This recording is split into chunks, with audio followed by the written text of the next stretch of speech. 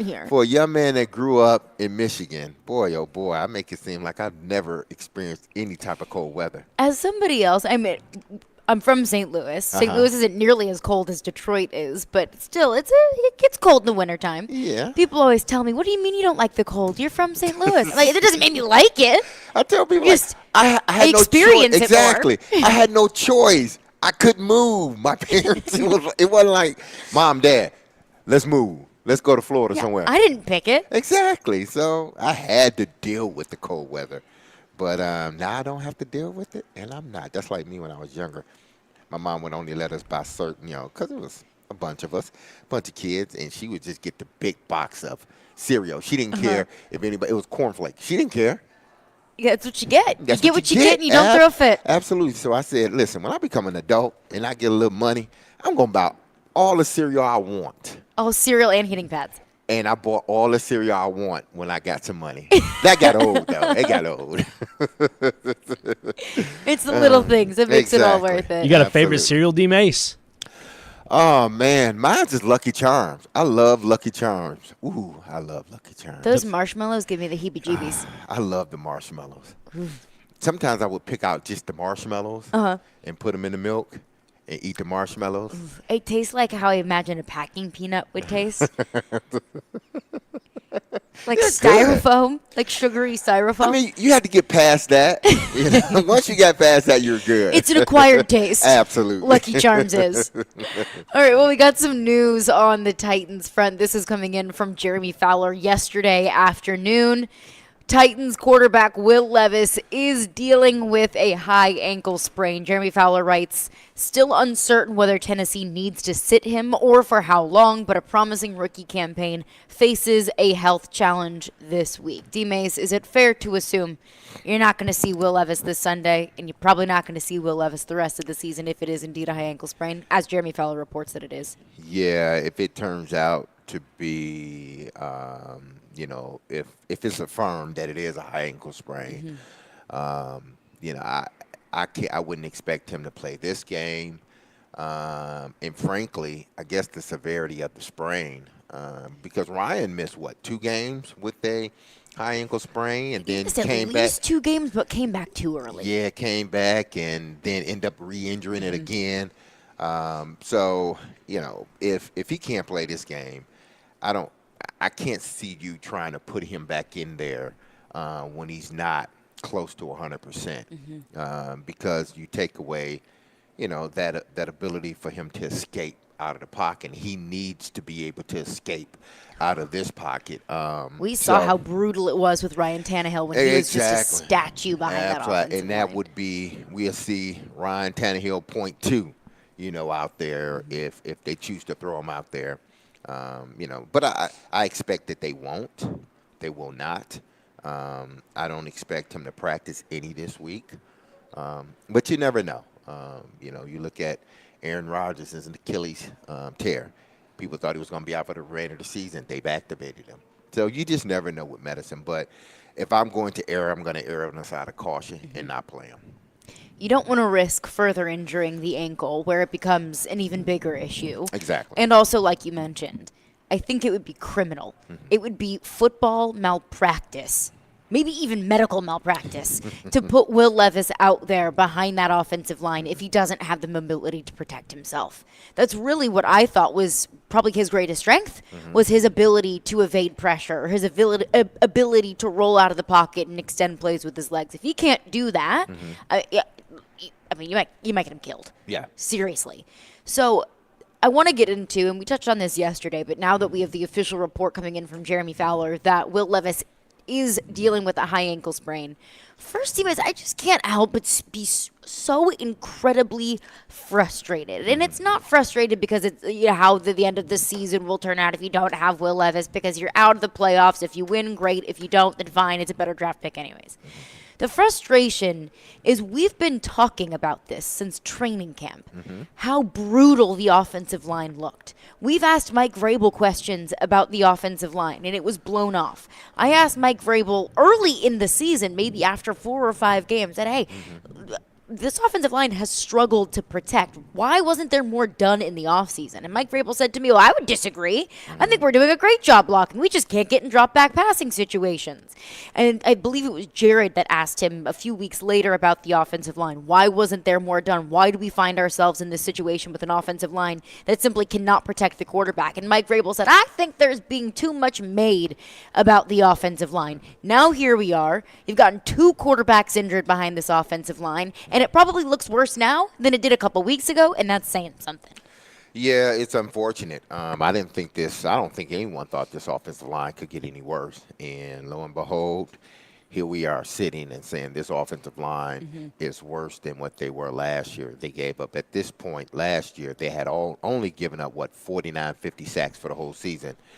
They've given up 50 sacks, and we still got 3 games left. So they've given up 1 more sack than they did last season, and we still got 3 games left. So when you think it can't get worse, it just got worse. You know, you got to understand it from a coach's standpoint. They're not gonna sit here and well, you hope that they don't try to throw anyone under the bus. Right. They try to finesse it in a way where the players, if they heard it, they know they got to get better, but it's not directly pointing at any specific guy, even though Vrabel has done that before when talking about injuries. So they got to try to protect their players. They got to try to protect their line. There's only so many people you can kind of pull in and out of the lineup. And the last thing you want to do is get on a podium and say our line sucks. And I don't expect him to do that. But and he tries to, because I mean, you don't. You got games left, so you want these guys to go into this game, regardless of what the situation. You want them to go into the game with the utmost confidence. You want to give the impression that you still believe that they can get better. Whether that is true or not, it doesn't matter because we know what they are and we know who they are. This offensive line, they're just not. They got a bunch of guys that shouldn't be starters in this league. That's what they have. But you tried to address the offensive line. We can't say they didn't try. Maybe their evaluation was just wrong. They thought they were going to potentially get guys that were trying to prove something. Because that's what this league is about. You have your top flight guys, and then everybody else is sort of, they're in and out, in and out, in and out. It may be a year, it may be 2 or 3 years. They're in and out of the lineup. But what you try to do is, when you have those guys, you try to, you're hoping that you're getting a guy that wants to prove himself and wants to earn a bigger paycheck. You want to get the most out of players. Exactly. So you take a Dillard and you say, well, it didn't work out over there. Maybe he comes here. He wants to prove that that's not him. The Philly wasn't him. He deserved to be a starter. That's what you hope in his mind he's thinking, and he comes out and he perform as such, and he performs higher than expectation. That's what you hope as a GM and as a head coach. But in this situation, it didn't happen that way. You brought in a guy that you thought had some skill. He does have skill, but we've all seen it. Guys that have skill, guys that have talent, but they don't know how to put all of that together. He's not a starting left back. Exactly, and he just couldn't put it. Regardless of what they thought of him, and they had to think something good, he can't play up to that expectation. He just can't. No matter how hard he tries, he can't play up to that expectation. And when you finally realized it, it was too late. There was nothing you can do. I mean, you went and got a guy that's a backup. You thought he could be a center. I mean, you thought he could be a starter, but he ends up a backup. So then, based upon you believing him to be a starter, you went and got another backup to back him up just in case he gets hurt. Not just in case he can't play, just in case he get hurt. So now he can't play, and he's gotten hurt too before. Now you throw the second guy in there, which should never be in there. He should never be in the game at this point because he's not ready. I'm talking about Duncan. He's just not ready. Can he line up as tackle? Yes, he can. But can he block effectively the way he needs to consistently? At this point, no, he can't. So, I think the evaluation was off. Now, who you blame on that? You blame them all because they misevaluated the guys that they brought in. They thought these guys were going to come in and it was going to be a prove it year. Right. Like, I deserve more years to a contract. Well, they didn't prove it. It was absolutely a misevaluation. Yes. You made the point, they tried to fix the offensive line. They did. That's why they went out and got Brunskill. That's why they went out and got Dillard. That's why they drafted Peter Skronsky in the first round. I still have hope for Peter Skronsky. I think it was a bad day for Skronsky. I don't think he's a bad player. But you can get hired and fired in this league for trying and it not working out. Yes. So now the question, and as much as we all wish that you could go back and do more, as much as we all wish that this team could go back and forego Andre Dillard for a certified left tackle to help bolster up this offensive line, you can't do that. That was a March 2023 problem. Now it's become a February 2024 problem. Now it's what are you going to do about it in the future to avoid getting both of your quarterbacks injured this past year and having an offensive line that cripples your entire offense. You can't run the ball because the offensive line can't run block. You struggle throwing the football because the offensive line can't pass protect. You couldn't block for the punter, and it got your punter hurt. So it's what are you doing in the future? And it's not even a personnel problem. It's also a coaching problem as well, the accountability from Mike Vrabel. Because everything that he has said over this past season of you're making too much of the offensive line, I disagree. We can block just fine. That you cannot tell me that. You cannot tell me that you are looking at the same offensive line that I'm watching, that you're watching, that everybody else is watching, and you can tell me that there's being too much made about the offensive line. If Mike Vrabel doesn't want to get up and hold players or coaches accountable at the podium, that's fine. As long as he's holding them accountable behind the scenes. As long as there is a plan to make this offensive line better for next season. Do I need an all-pro at every single position? It'd be great.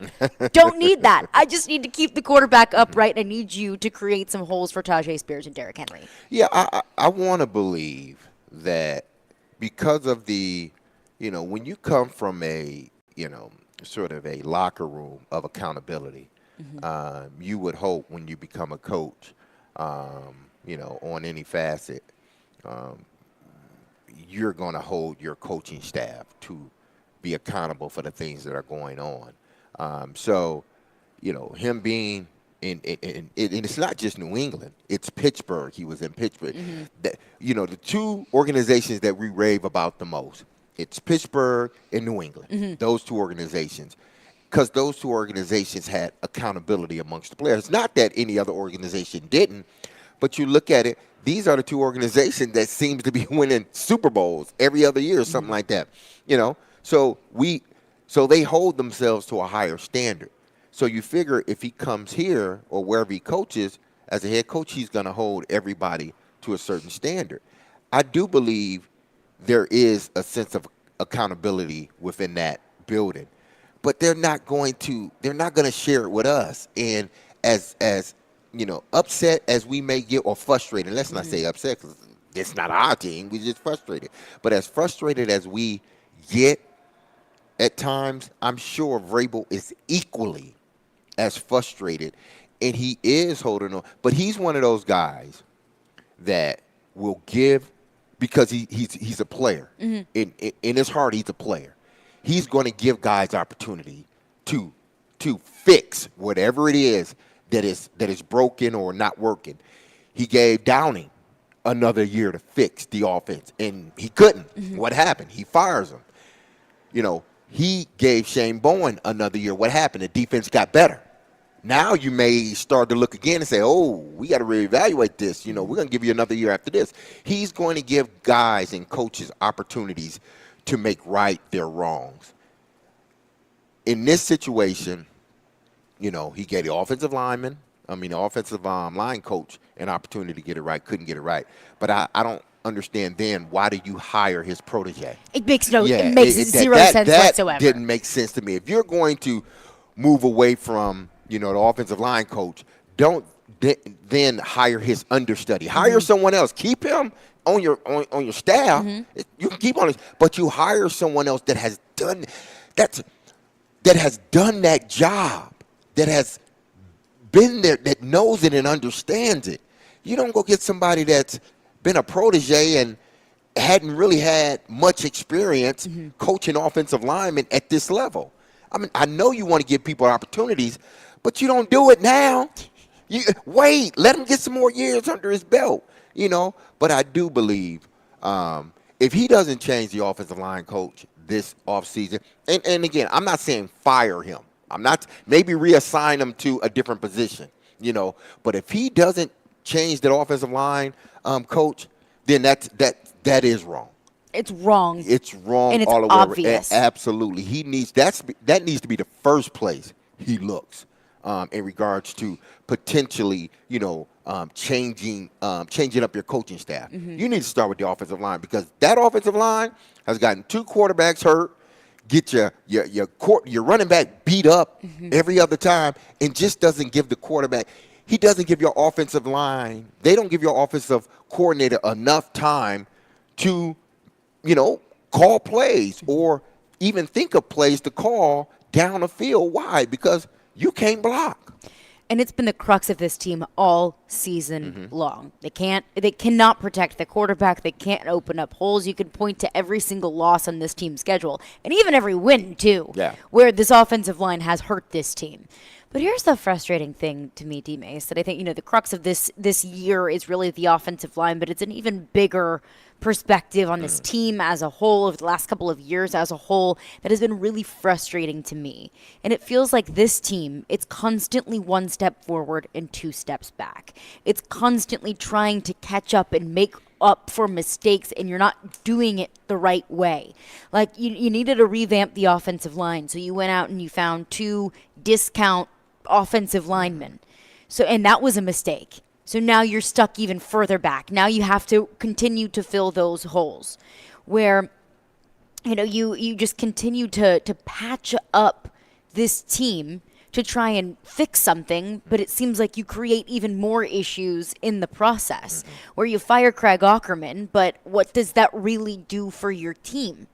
I think it was a move that needed to be made. If not at that point, I would have just waited until the end of the season. But you fire Craig Aukerman as a reactionary move to a bad game, and then it doesn't really do anything for your team. You bring in Andre Dillard and Daniel Brunskill because you need to beef up the offensive line, but now you're even further back on the offensive line because you didn't adequately address it to begin with. When it's just, if you could just be right the first time, and you're not going to be right every single time. You're not going to hit every draft pick. Not every free agent is going to be a Pro Bowl for you. Not every decision that you make is going to be the right one. It just feels like there are more wrong decisions that are made for this team than right ones, and you just continue to push yourself further back and back and back. Treylon Burks, for example. You drafted Treylon Burks, you traded away A.J. Brown, and look, I know that was John Robinson. I know we can't cry over spilled milk, but Treylon Burks doesn't look like he can be wide receiver 1 or even a wide receiver 2 for you in the future. If he ends up being that, great, wonderful. I'd love to see that from Treylon Burks. I can't count on him to be that.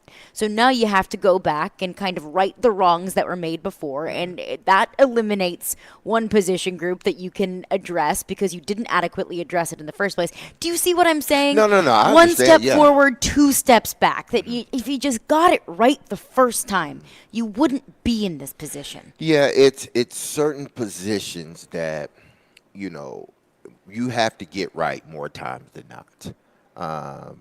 And we all know what those positions are because if you don't get them right, then it sets your team back, a year, maybe even 2. In some situations, it can set your team back, 4 or 5 years if you're talking about the quarterback.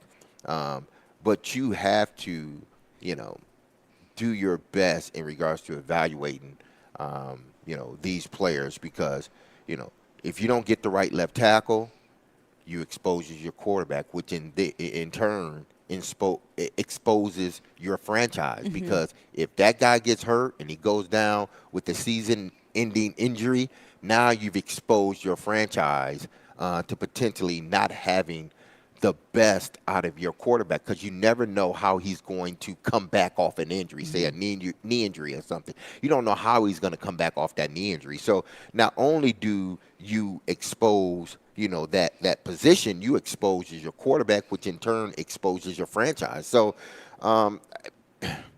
they gotta get this right in the offseason. They're gonna have to. And again, I'm You not can't asking. afford to Yeah, not get it right. I'm not asking for them to go out and get 5 or 4 new studs. If you can, great. You're gonna have to pay for it, more than likely.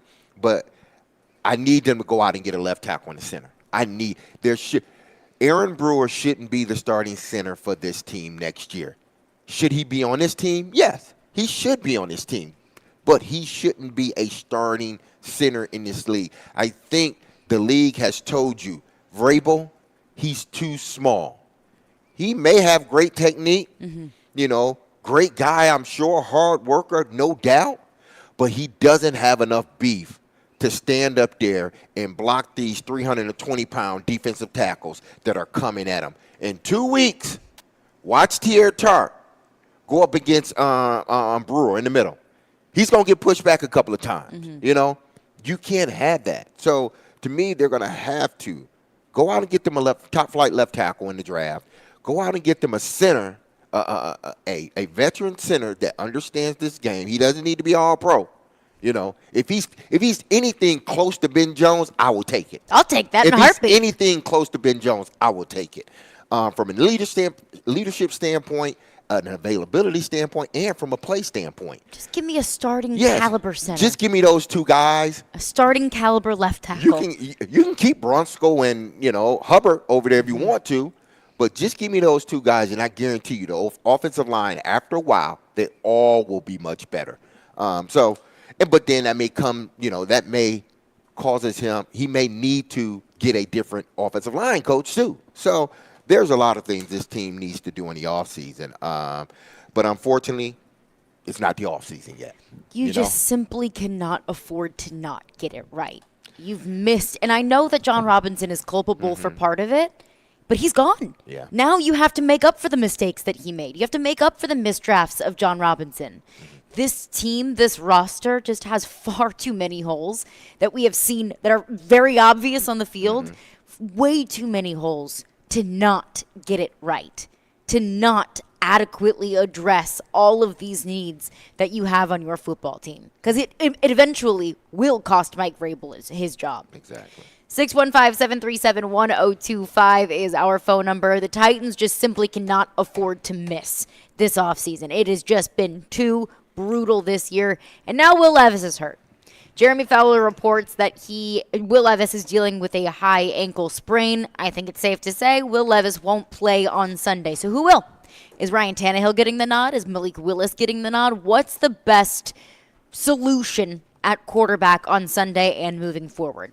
We'll get into that coming up next. We'll also get into your phone. 615-737-1025. Tim Hasselbeck, ESPN NFL analyst, will join us in just over 30 minutes. Caroline Willie D. Mace, 1025-1063 The Game.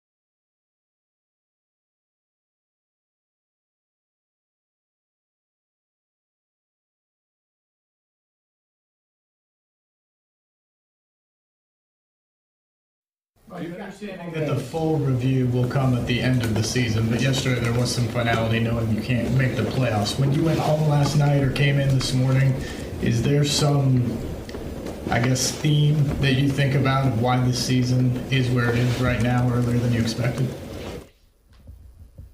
No,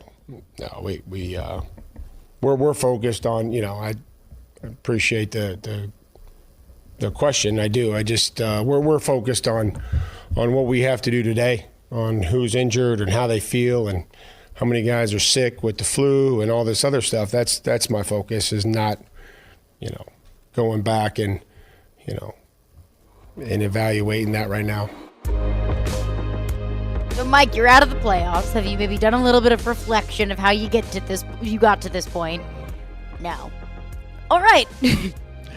He got too many other problems on his hands. Trying to get this team up and ready to play, because the last thing you want to happen is, again, I said, when the narrative changes on the outside, then that's when Vrabel needs to worry. But as long as the narrative hasn't changed on the outside, he's the greatest thing since sliced bread, then his job is secure. I do wonder if it's changed, and we will get into that. But yeah, please continue. So he doesn't have.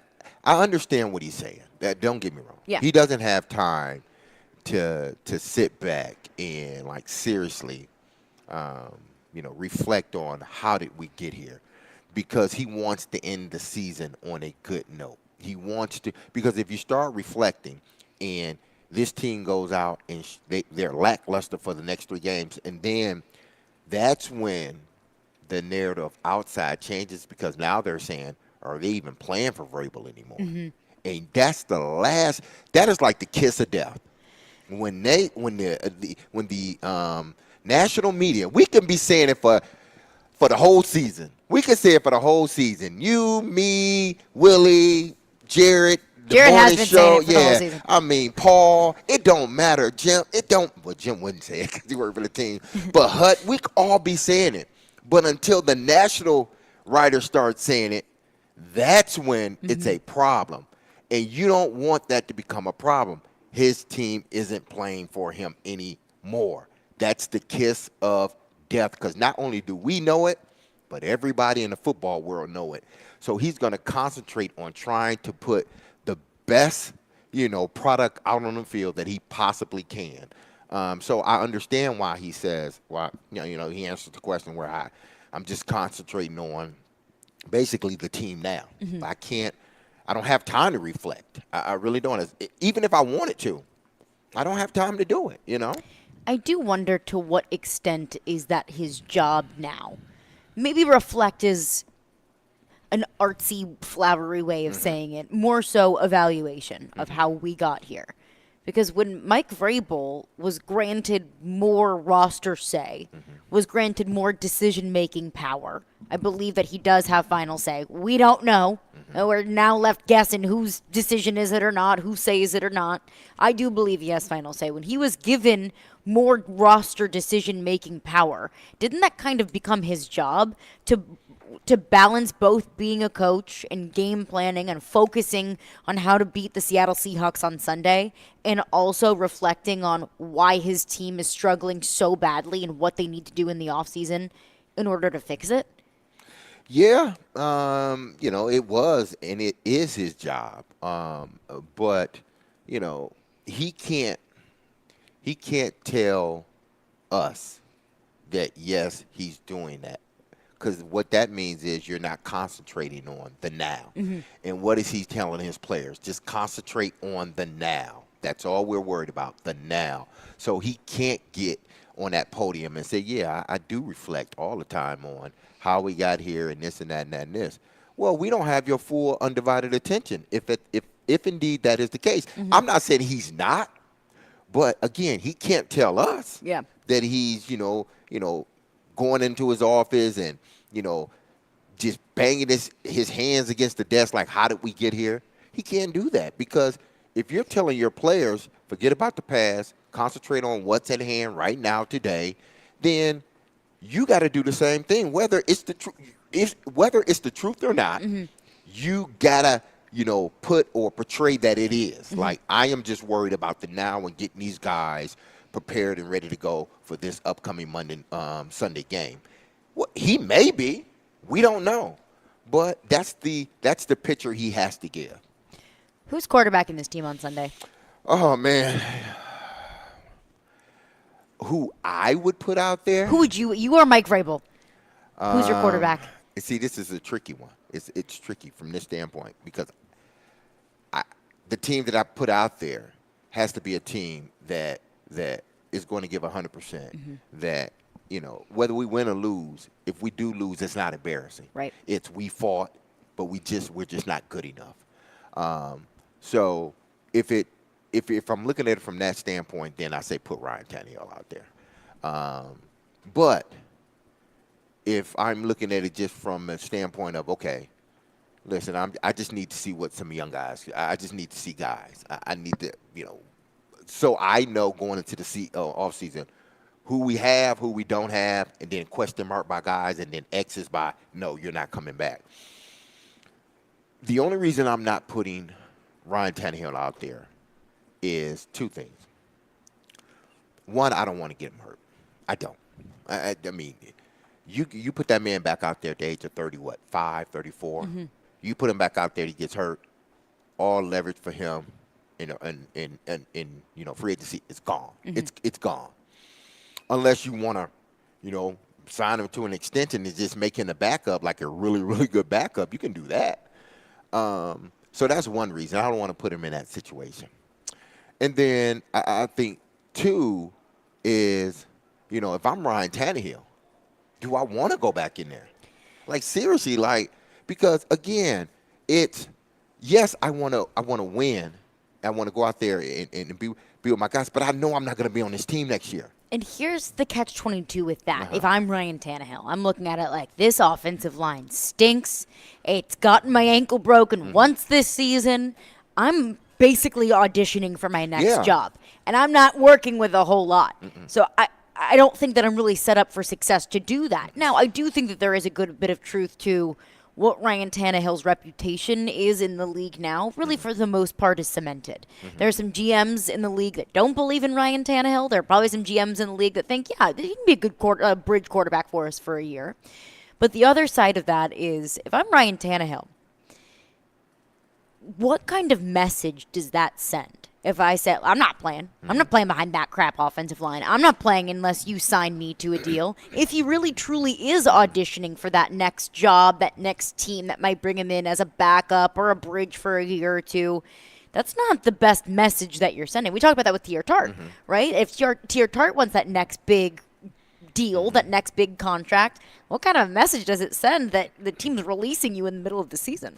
Well, I mean, Tier Tart is just starting. It's different. It's I just know. starting his career, so he doesn't have the skins on the wall that he Ryan doesn't have Tannehill the skins has. on the wall, so he has to go. Ryan has the skins on the wall. I don't think Ryan would go up to Mike and say, no, I don't want, but he would have to have a serious talk with him. Like, sit down, serious talk. Like, listen, you know how this offensive line look. They got me hurt once. They got Will hurt. And now you want me to go back in there, and this line is worse than what they were when I was there, when I was quarterbacking? So you want me to go back in that situation. Can I hand the ball off 50 times? Are you going to complete max protect in one-man route or two-man routes? Because if you're not going to do that, as much as a competitor I am, I'm not. That's one of you got to make. Just like coaches, there's the right job, there's the job you want, and then there's the right job. Sometimes the job you want ain't the right job. You need to go take that job. This situation, there's him going back in there. It probably, it would be good for him, I guess, because now he's getting back in the mode to play. But it's not the right. Is that the right thing to do? For Ryan Tannehill, is to go back in there? How much of a choice does he have? He is under contract. Well, he could say, listen, I'm not – he can say, Coach, I don't want – even though I know he would never say that. I don't think he would either. But he can. He has the right to say, do you see that offensive line? They got me hurt already. Do you think I want to go back in there with that offensive line? No, I don't. You know, so I mean, it's a catch-22 for the organization and for Ryan Tannehill, because if this team was in a position to win a playoff game, say they won against Houston, but Levis still got hurt, then okay, put him back in there because we still got a shot. You know, anything can happen with Indianapolis and Houston. We still got a shot. But after they lost that game, they ain't got no shot to make the playoffs. Even if Houston and Indianapolis lose every game from here on out, I don't think they can, because I think they play each other. Or if they don't play each other, say if they lose every game from here on out, Titans still ain't going to the playoffs. No. So why then? If one team loses out, you at least tie for last place. Exactly. That's so best case scenario. My thing is, as a quarterback,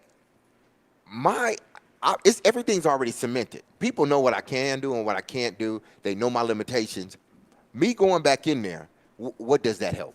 So Malik's your quarterback on Sunday? Malik's my quarterback, and I am really scaling it down, like, to the nth degree. Like, okay, this is what we're doing, and we're going with this no matter what. I'm putting Malik Willis in there, and I'm just hoping that guys rally around him and he finds the way to make plays, because to me, throwing Ryan Tannehill back in there ain't going to change the situation. It's not. They may look a little bit better, but they're not going to look – I mean, how much better are they going to look with Ryan Tannehill? Realistically, that's what everybody needs to ask. Then Malik Willis? No, I'm just saying, how much better are they going – how much better will this team be with Ryan Tannehill underneath center? I think they would be about the same, if not a notch below what they are with Will Levis. Okay, so I think even if you put – I would say a notch below is fair. Even if you put, Malik Willis in the game, that may be a notch I think below that's that. significantly lower. But it's like, what's the difference here? Am I going to win games moving forward with this offensive line? They're not. They only had a chance to win that Miami game because we all know why. That team was depleted on their offensive line, and their best playmaker, their most valuable player, didn't play, because we saw how that game changed. And give credit to Will Levis. When he got back. No, I give credit to him and Tim Kelly as well. Yeah. But from a defensive standpoint, we saw how it changed when Tyreek came back in the game. Totally. It changed completely. And then he goes back out, and everything comes right back down. So to me, this team ain't no different with, Ryan Tannehill at the helm than Malik Willis. Because why? The offensive line. That's what it boils down to. Now, if I had an okay offensive line, then okay, I don't mind putting, Tannehill back there. But I don't. I think you're significantly better with Ryan Tannehill than you would be with Malik Willis, but it's the question of what I'm calling the what's the point factor. Of you're not going to have Ryan Tannehill next year. And if you do, then great. If you can sign him to a short-term deal, not worth a ton of money, just because Ryan Tannehill's cool with being a backup and he wants to stay here. Do I think he wants to do that? I don't know. I'm going to lean probably not. But sure, maybe there's a possibility where Ryan Tannehill can be your backup moving forward. I think that would be the perfect situation. But more likely than not, I believe you're not going to have Ryan Tannehill moving forward. No. So it's the what's the point factor. And I think that the only rebuttal to that could be what's the point is perception. That Mike Vrabel got up on the podium yesterday and said, we're doing everything we can to win the next 3 games. We're doing everything that we can to win football games. If you put Malik Willis out there, I don't know if that's necessarily sending the message that we're doing whatever we can to win football games. Now I'm with you, D-Mace. I would still put Malik Willis out there. But the perception would be, we don't really care about winning this football game because this is a quarterback that we've tried time and time again, and he has proven to us time and time again that he's not a starter in this league, that his ceiling, I believe, is a backup in this league. Even with that, I think, like I said before, this is an opportunity to either put exclamation marks with guys will be on this team and help this team, question marks on guys that, and then X's like guys Malik Willis falls in between a question mark and an X. I need to see if he can be a backup in this league. So give me the next 3 games to see if he can be a backup. If he can't, If he shows that he can't be a backup, you're not on my team anymore. You're not. I got to move on from you. So you can't say I didn't give you an opportunity to go out there and perform. But granted, I know the offensive line, it is what it is, but I'm giving you an opportunity to go out there and see if you can make some plays out there.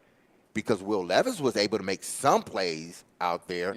So if you can't go out there and make some plays, that tells me you belong in the X category. And if you can't make plays in the end of your second season, Yeah. I don't know what to tell you, man. Yeah, You you're in the X might just be category. what you are. Yeah. Let's get into your phones on this coming up next. 615-737-1025 is our phone number. Caroline, Willie, D. Mays. We're brought to you by Zen Sports. Start earning cash rewards on your bets today. Gambling problem? Call 1-800-889-9789. Terms and conditions apply. Must be 21 or older and in Tennessee to bet.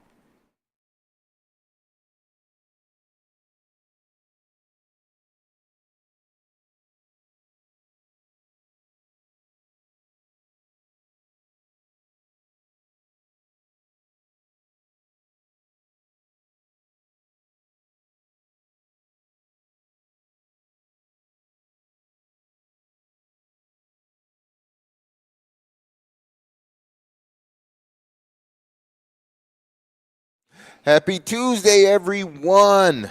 Okay, I know you watched the Monday night game. It was a thriller. Boy, oh boy, was that a hell of a catch by Jackson Smith and Jigma in the back of the end zone. So if you indeed watched that game, I just know, because I've been talking about it for the longest, you bet using Zen Sports, okay? So with that, I'm going to tell you about our partners, Zen Sports, and they're excited to tell you that they're launching their new introductory promotion available to all customers in Tennessee. That's the No Danger First Wager. When you sign up for a Zen Sports account, you will receive up to $1,000 No Danger First Wager when you place your first bet on Zen Sports. You will be reimbursed for the amount of your bet if it loses up to $1,000. Plus, Zen Sports has launched a new VIP program for the premier bettors out there.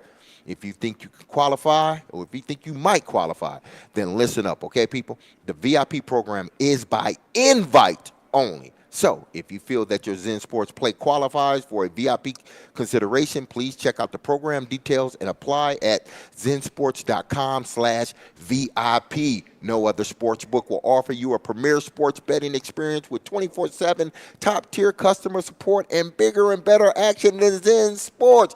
Whoo, I'm out of breath talking about all that good stuff. So what are you waiting for? Get going and download their app at zensports.com today. Zen Sports. Betting just got better. Remember, gambling problems, call 1-800-889-9789. Terms and conditions apply. Must be 21 years or older to bet here in Tennessee.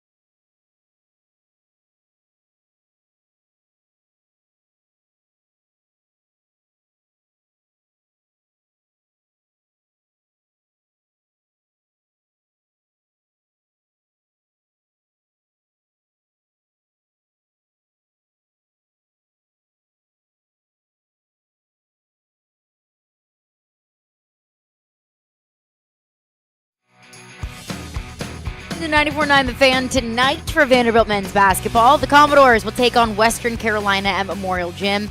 Tip-off at 6 p.m., pre-game beginning at 5:30 p.m. Coverage is also available on the 94.9 The Fan app and at 949thefan.com. Breaking down the latest news coming in from Jeremy Fowler yesterday afternoon. Will Levis dealing with a high ankle sprain, and I think it is safe to say, although he has not officially been ruled out, that he will not play on Sunday against the Seahawks. And I think it's also pretty safe to say that we probably won't see Will Levis for the rest of the season. So who is it going to be? We'll get your thoughts on that. Phone lines driven by WilsonCountyHyundai.com. 615-737-1025 is our phone number. Cam is on the line with a thought on the offensive line. What's up, Cam? Yeah, so have y'all seen the latest ranking in the TFFA for the Titans offensive line? Because they're in the top 5. Top 5 of what? Of what? The TFFA, What is that?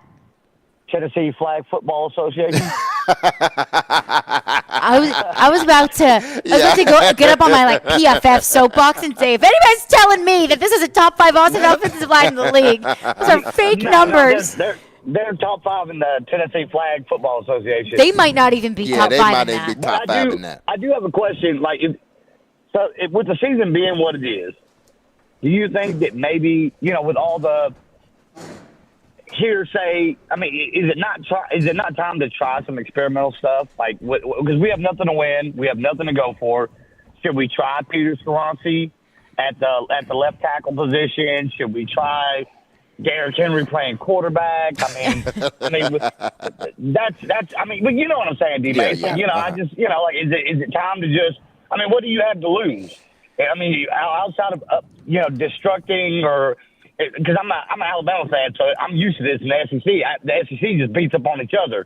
So, I understand we can disrupt someone's season, but should we not be trying to do stuff to solidify for next season? I think that's what I got. Thank you for your call, Cam. First of all, if you're an Alabama fan, you are not used to this. Exactly. Save me the sob Even story. so I guess they are when they lose 1 or 2 games. Yeah, boo freaking who. When it comes to experimenting, I've been saying try Peter Skoronski at left tackle for a while now, but they sound pretty staunch in their belief that Peter Skoronski is a left guard, and they want him to be at left guard. Yeah, I think, and I'm not going to question, because they evaluated this kid, and, I'm sure they kind of went back and forth. Would he be better suited as a guard or tackle? But in their mind, I think there was a consensus he's better at the guard position. But they thought they were going to be able to find, the tackle with Diller. Obviously, that didn't work out. But I don't think they believe he can be a top-flight guard a top-flight tackle in this league. I think they believe he can be a top-flight guard in this league. So they're not going. I can't see them moving Peter from guard to tackle unless you have more injuries at the tackle position, where you're almost forced to slide him out to the tackle. But they're not. They haven't done it yet. They're not doing it because they had every opportunity to do it. Mm-hmm. They're not going to do it, and it could just be, which would be, I think, wrong. It could be his stubbornness not to just want to try him out there. It could be. We drafted him at guard. We're going to keep him at guard and not even give him a shot. It could be his stubbornness, but I'm hoping that it's not that. I'm hoping that everybody evaluated him as a guard. They think the best position for him is guard. There's nothing to gain moving forward, so let's keep him at guard, and we situate, the tackle position. Either way, they're going to have a new tackle at that position, whether it's going to be a high-priced tackle or it's going to be a first-round tackle. They're going to get a tackle next year. And to the point about, you're out of the playoffs, you got nothing to play for, may as well experiment. Mm-hmm. I understand the I understand the fans. Yeah, I get that. Feeling that way. It's easy to say you and me or Willie, your fans, hey, do whatever. You're just playing for fun now. You got 3 games left in the season. You're out of the playoffs. You switch things up. that coaching staff, that locker room still wants to win football games. I think Mike Vrabel is probably coaching for his job. Those players are playing for their jobs. Mike Vrabel said, and I believe him wholeheartedly, Mike Vrabel says some things that I don't believe, but I do believe him when he says we're still going to try to win football games. That's his message to the fan base. That's his message to Amy Adams Strunk. So experimenting and trying to switch things up now, I don't think that that's necessarily in the cards, and it kind of goes along with the idea of Caleb's text. Caleb texts in and says it's just coach speak from Mike Vrabel. The best thing that we can do is lose out and get the highest pick possible. Again, I think it's easy for fans to feel that way. I understand if fans feel that way, but they're not going to just go ahead and lose out on purpose for a better draft pick. That's not how they're built. That's not how they should be built. They should. If he's built that way, the Titans don't need him as a coach. They really don't. And then you're doing a disservice to the organization and the players, because you're asking them to continue to play. You're asking them to go out there and give it 100%. You're asking whoever the quarterback's going to be to risk injury playing behind his offensive line. So if you're asking all that, you can't think, oh, we might as well just tank. No, coaches don't. I would tend to think and believe coaches don't. That's not how they're wired, especially a guy that has had so much success as a player. For then you to become a coach and all of a sudden go against all of what you've learned and been known for and whatnot, to go against that and say, oh, we're tanking now. We're tanking. I can't vibe with that. You're not wired like that. And neither are any of those guys in that locker room. All right, joining us coming up next, break down what he saw from Will Levis and the Titans on Sunday, what the Titans do at the quarterback position moving forward. ESPN NFL analyst and new Ensworth head coach Tim Hasselbeck will join us coming up next. Caroline Willie D. Mace. Join Jared Stillman, Chris Sanders, and Derek Mason at Teddy's Tavern this Sunday from 9:30 to 11:30 a.m. for our NFL pregame show. They'll break down the Titans' Week 16 matchup against the Seahawks and give you the latest updates before the game. Our NFL pregame show is presented by Parman Tractor and Equipment and Beast Unleashed.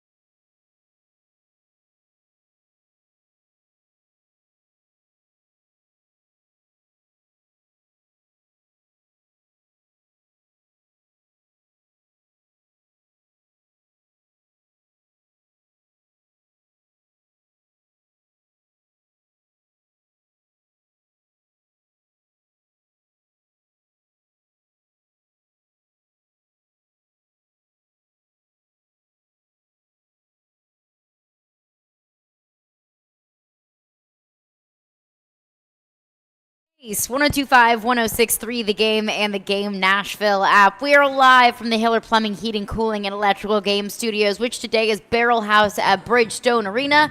Predators in action tonight, hosting the Vancouver Canucks. Puck drop at 7 o'clock. Pregame coverage starting right here on 1025 The Game at 6 p.m. Joining us now is ESPN NFL analyst and new Ensworth head football coach, Tim Hasselbeck. Coach Hasselbeck, congratulations on the new gig.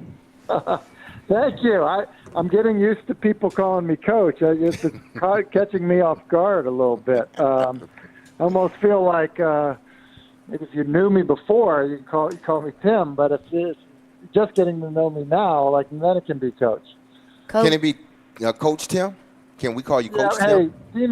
D-Mace, listen, you've seen me on those fields. So you can, as long as you're being nice, D-Mace, you can call me whatever you want.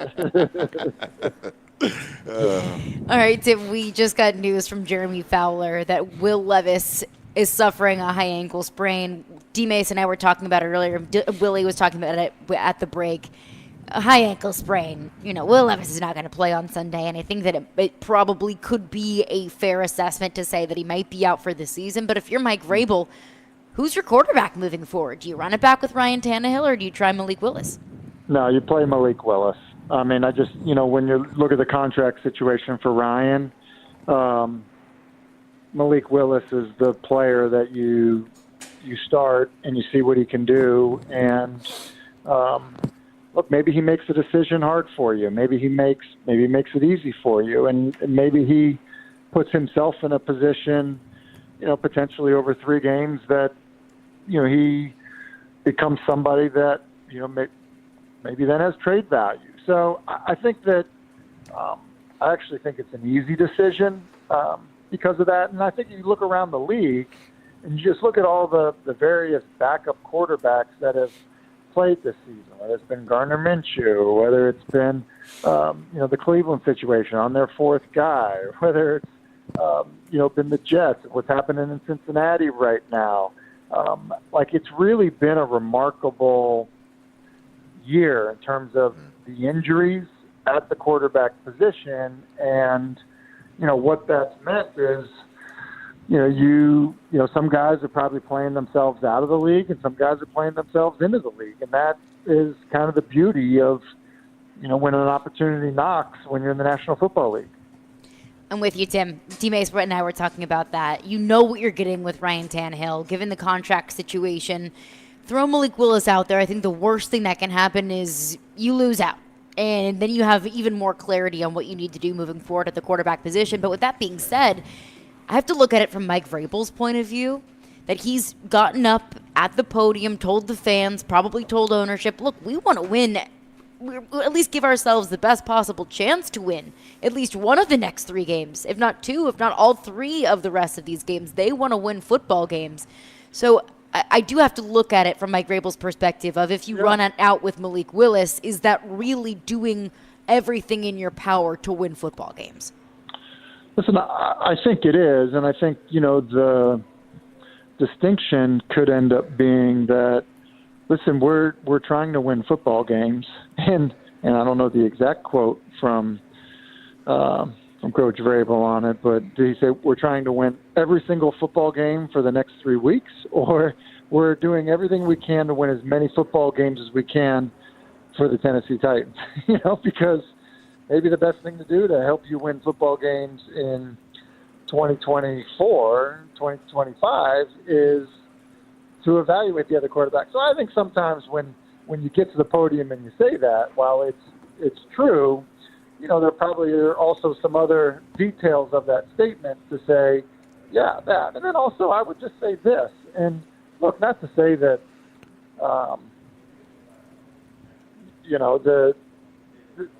it's exactly the same for each guy, but part of it would be, look, maybe we think that Malik helps us get the run game going a little bit because some of the design stuff that we're willing to do with him, and we're making the assessment right now that that might be better than Ryan's experience. So I think that there's a way to explain it to the fan base that is legitimate and fair and truthful. We'll talk with Tim Hasselback's new Innsworth head football coach. So we're going to call you Coach Tim from now on. Can we still, put the title as ESPN analyst as well? Or are we shading away from that a little bit, Tim? Hey, listen, I know I'm going to be busy as head coach. I'm going to finish my responsibilities this year, and we'll see where it goes. After that, but I will not be. I'm calling 2 bowl games. Calling the Gasparilla Bowl later this week. Georgia Tech, UCF. Calling the Gator Bowl later. The Clemson Tigers against Kentucky. So calling that one, and then then calling college football games. Trading that career for coaching high school football here in Nashville. So I'm pumped about that.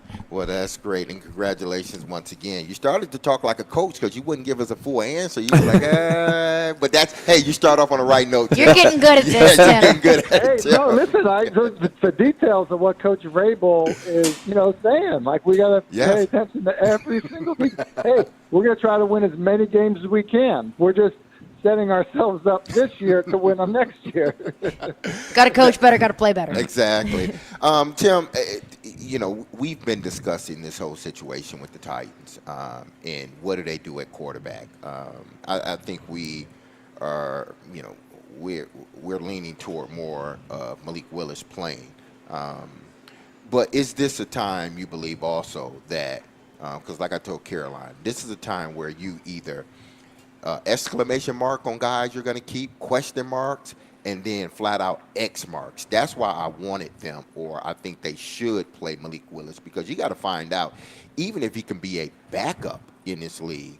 So he needs to be one of those guys. Right now it's a question mark. You need to know by the end of the season whether he's the question mark that turned into an exclamation mark, meaning he's going to be on our team, or he's a question mark that turns into an X, like we got to get another backup. Yeah, and D-Mace, you were on a lot of good teams, so I'm not remembering if you experienced this, but like there is an element, and I was on some bad teams, and on the bad teams, it was when you get to these points. Look, there are guys that were Pro Bowl players that were like, no, I'm not coming off the field. Like I have a lot to play for, whether it's just my desire for what I'm trying to achieve. Like, don't rest me because I've, got a broken bone in my hand and I'm a Pro Bowl player. Like this still matters to me. So, like, there's that element. There's the element of the guy who you're describing. Hey, I'm trying to prove that I can play, and you guys need to find out if I can play. There's that player. And then there are players that, listen, it makes sense to shut them down. And, that doesn't mean you're quitting on the season. Like, I don't think Aaron Rodgers is quitting on the season by not trying to come back and play these last 3 games, even though they're not going to make it to the postseason. Like, I think he's probably making a good decision for the organization by not playing and then being more prepared to play next season. So, yeah, there's a dynamic with all of that is unique to each player, each situation, each organization. And I think as we look at what preseasons look like and being shortened and playing multiple guys, this is a way better opportunity to find out if a young quarterback can play than abbreviated stints in the preseason with a lot of guys that aren't going to make your roster, playing against the guys that aren't going to make your roster. This is a way better environment to evaluate a quarterback.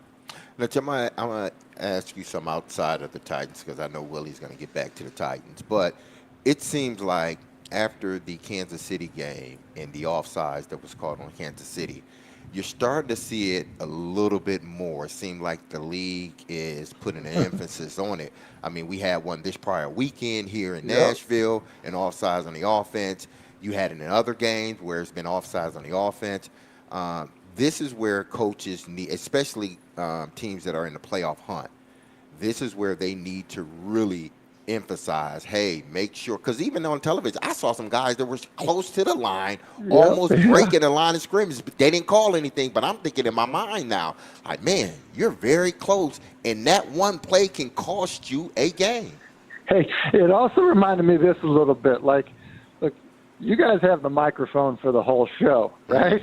It also reminded me a little bit like, hey, like Andy Reid, who you guys know I love. I think he's the best.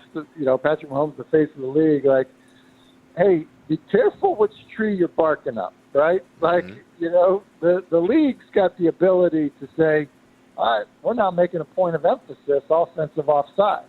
Hey, you know, people talking about the brotherly shove in Philadelphia, like Jason Kelsey, like, be careful moving that ball forward. Like, we can make life real miserable for you. So, yeah, look, there are always points of emphasis. And there, I think, is probably the proper way to, you know, handle the various issues with the league and with officiating. And, look, I look at Kansas City's reaction to what happened the other night when Kadarius Toney was clearly lined up off sides. They went after the league. So the league fined them. They obviously got with the officials and said, look, don't be generous with this stuff. It caught other people this week. And that's why I think that when you, like, for example, you say, like, you know, you get in the postseason and these things matter in detail.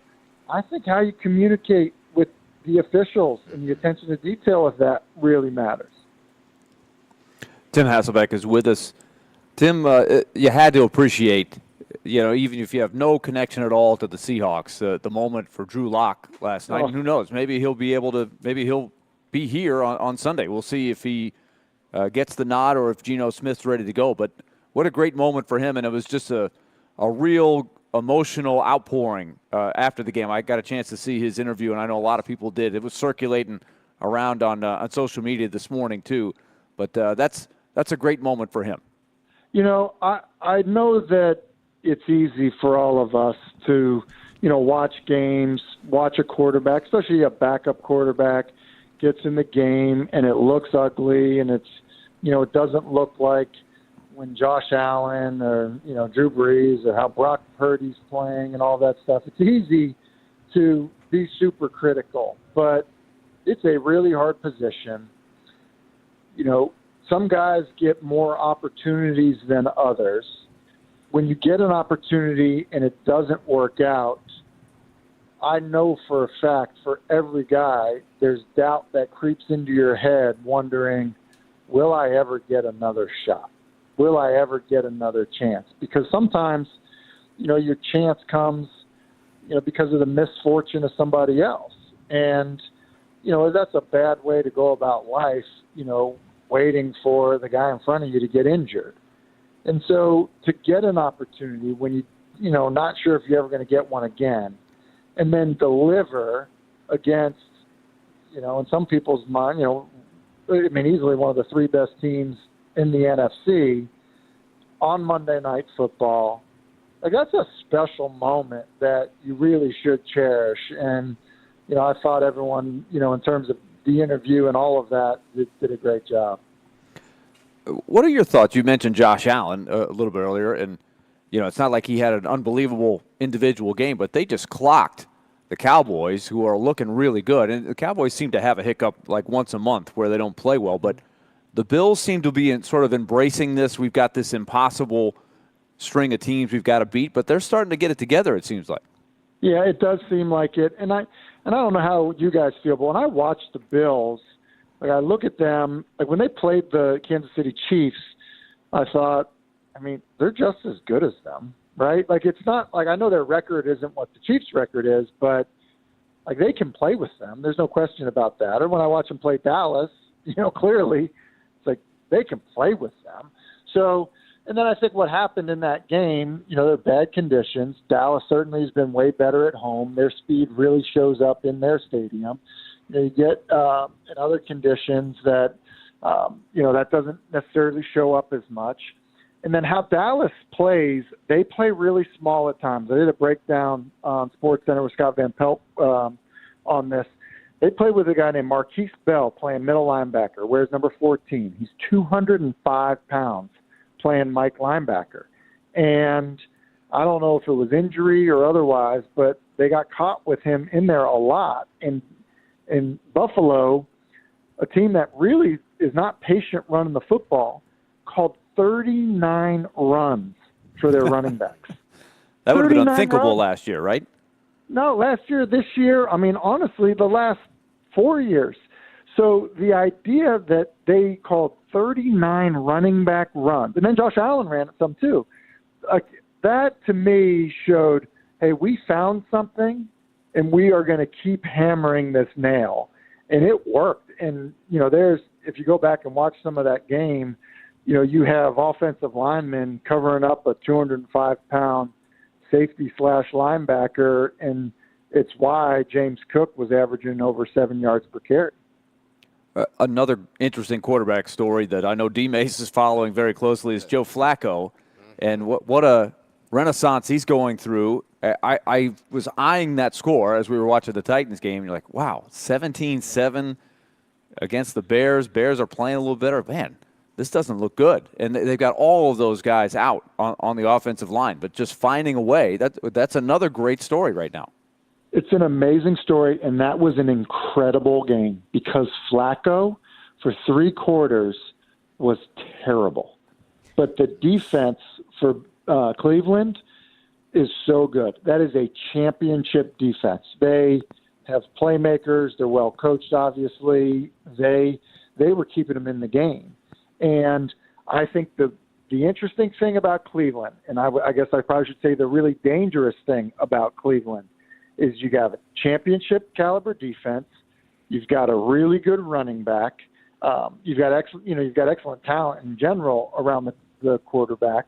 You've got a good offensive coach, and then you have a quarterback that has weathered a lot of storms, won a Super Bowl, and he has the ability, to be bad for 3 quarters, but hey, I'm able to wipe that off, the slate. I'm able, that's water off a duck's back, and here I go playing, and I'm going to play good football for a quarter when we need it the most. Like, that's exactly what happened. So you just start to add the things up. Good coaches, got them. A championship defense, got it. Experienced quarterback that's won a Super Bowl, got him. And, with Flacco, he's always had a huge arm, and even at 38 years old, like, that hasn't left him. So, look, that to me is a super dangerous 9-win football team right now. Yeah, they are. I said to the gang here, I said that Joe Flacco, to me, I think he gives them a better opportunity to win than even Watson does at this point, because he sort of fits who they are as a team. Like, he fits what the defense is. He's, like you said, he's been through it. He's won a Super Bowl. He's been a Super Bowl MVP. So, yeah, he may play bad in stretches, but he has that championship, pedigree in him, that he understands and knows what it takes to win, especially in cold weather games. Yeah, cold weather games, and you have a great defense, so it's like, you know what? But I got a chance we might get it back again. I mean, and that's really what happened in the game. I mean, he had some opportunities. He kind of, let him get away, but it was like, nope, but here comes the defense. They just got you a stop and got you the ball back. And I think if you can play with an awareness like that, which it feels like, he has, and D-Mace, you could speak to it better than anybody in terms of just arm strength and ability. And so, there's still a lot in the tank there. And look, I actually think that he's done a great job of creating. They ran a gadget play in the 4th quarter that they didn't block correctly, and he did an amazing job of turning what should have been a 7-yard loss on a sack to, a 12-yard gain just out of just kind of playmaking ability and awareness. So I think they're dangerous for every single team in the AFC. You're right about that. So when does the off-season program start, Coach Tim?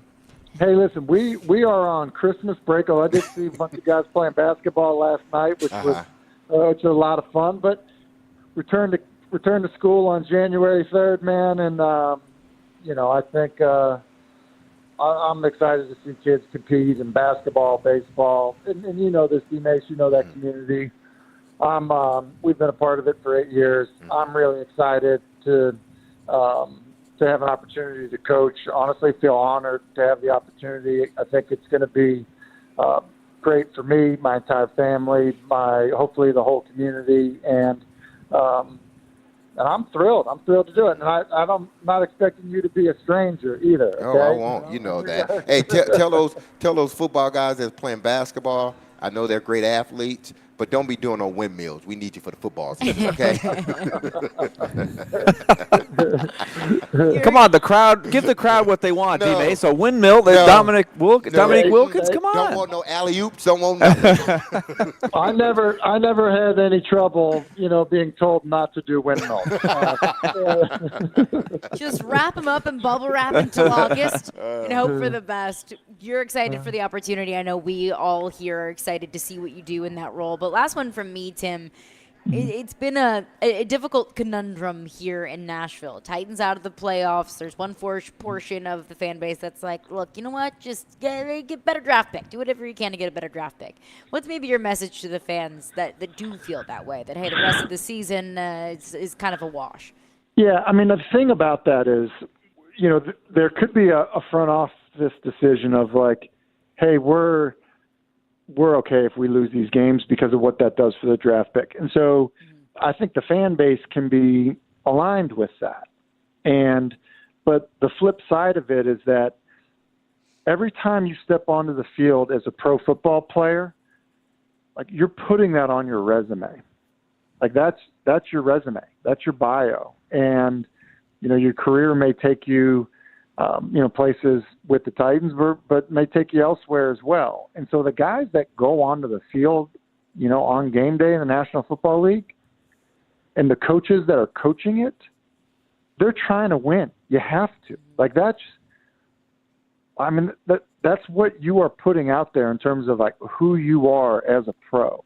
And so, I don't believe that there ever can be something where like top to bottom in the organization, a decision that's being made that everybody is absolutely on board with in terms of we're not trying to win. There are always going to be too many people in the building that are trying to win and trying to, play their best and coach their best. So, I understand why fans feel that way. I understand why front offices can feel like they try to set situations up to make that happen. But ultimately, I think that you always want to see great fight from the guys that put on that uniform and play on game day. Absolutely. Tim Hasselbeck, appreciate your time. So excited for this new adventure for you and your family and for the Ensworth football program. We will chat with you soon. Thanks. This is what I can say. Go Tigers, right? That's what I say it now. Right? You have to say it right, Tim. Though. Go Tigers. There's no R in that mascot. All right. Appreciate Thank you, guys. Tim. I appreciate it. Have a good one. Tim Hasselbeck, ESPN NFL analyst and new Ensworth head football coach. We'll react to what Tim had to say there, plus an update on where a now former Titan is headed. What we think about it, we'll get into that coming up next. Caroline, Willie, D-Mace. We're brought to you by Zen Sports. Start earning cash rewards on your bets today. Gambling problem? Call 1-800-889-9789. Terms and conditions apply. Must be 21 or older and in Tennessee to bet.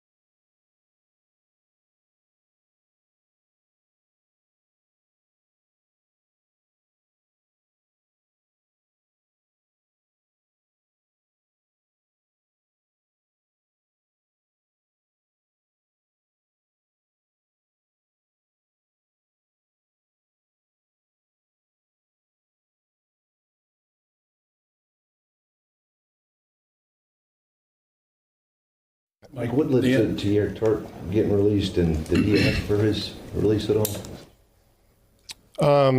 I think we can touch on some of those personnel decisions, at the end of the season. But, we're excited about the guys that are here now and working with them and moving towards them and, finding those guys that we can work with. I think that we'll touch on personnel decisions at the end of the season is Vrabel's for, I don't want to talk about it. Exactly. I don't want to talk about Tier Tart. So Paul Kaharski broke the news on Friday, right before we got off air, of Tier Tart and the Titans moving on from one another. The Titans waiving Tier Tart. And then we learned last night that the Texans claimed Tier Tart off of waivers, which, when I first saw that, I thought to myself, well, yeah, of course they did, because of course they claimed Tier Tart. So whatever Tier Tart becomes in Houston, if he signs a deal with Houston, good for Tier Tart. But really, my main concern and my main question is, what went wrong here? What went so wrong that you couldn't wait until the end of the season to move on from one another?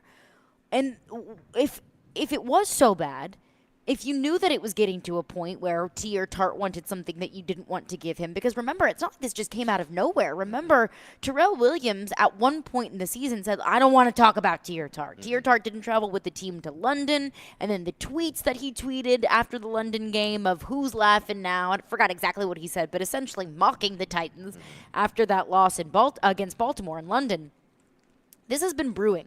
So I'm thinking, okay, well, then why didn't you try to trade Tier Tart? Paul Kaharski reported on Friday that they did try to trade Tier Tart, but there weren't any takers before the trade deadline. So I just wonder here, how did we get to this point? And was it a Titans problem?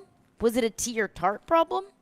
I think it's both. I think both parties are, culpable for what has happened. That's why, in describing this, unless you sort of know the intricacies, you got to sort of stay in the middle with this one, because I'm pro player. Y'all know that, but I also know that sometimes you force organizations to do something that they may not want to do, whether it's because of holdout or in this situation where they're forced to release you. Because I'm sure, because at one point he was a Vrabel guy. Vrabel talked highly of Tier Tart. And it went from that to just almost like in a blink of an eye, it goes from being in the penthouse to the outhouse. Yeah. So it's like, what happened in the middle? Was it that bad that y'all had to just get away from each other? Because he's a damn good player. But I understand, even being a damn good player, I think if this team was winning, he would still be here. I do believe that. If this team was winning, he would still be here. Why? Because winning masks a lot. You can't complain when you're winning. I don't care what's going on. You can say, I want to play more, I want to catch more passes, but you really can't cause a fuss when you're winning football games. So to me, if this team was winning, then this is not a problem. But the minutes they start losing and losing consistently, and then the defense start playing bad, now it's, y'all are not allowing me to go out there and play more snaps so I can affect the game. And then the coaches are thinking, you don't need to worry about your contract. If you play well, you'll get your contract. Well, that's easy for someone or higher up to say that to someone that's trying to get a contract. That's easy for me. That's why players don't breach that conversation with guys like, no, because we understand, like, I could be in the same situation, So, yes, do I want you to give it your all in practice? Yes, I expect you to give it your all in practice. But I can't tell you don't need to be upset. Now, how you choose to display that, that you're upset, it's up to you as a player. Now, if you're about us, then you'll go out there and you'll play hard, you'll practice hard. But if that question is ever asked to you, you have a right to say, hey, listen, I'm not pleased because I'm not playing. But don't let that bleed into the game or practice where not only is it affecting you, but it's affecting all of us. You know, I understand you want that contract. You deserve it. You played your ass off. But right now, they're not going to give it to you.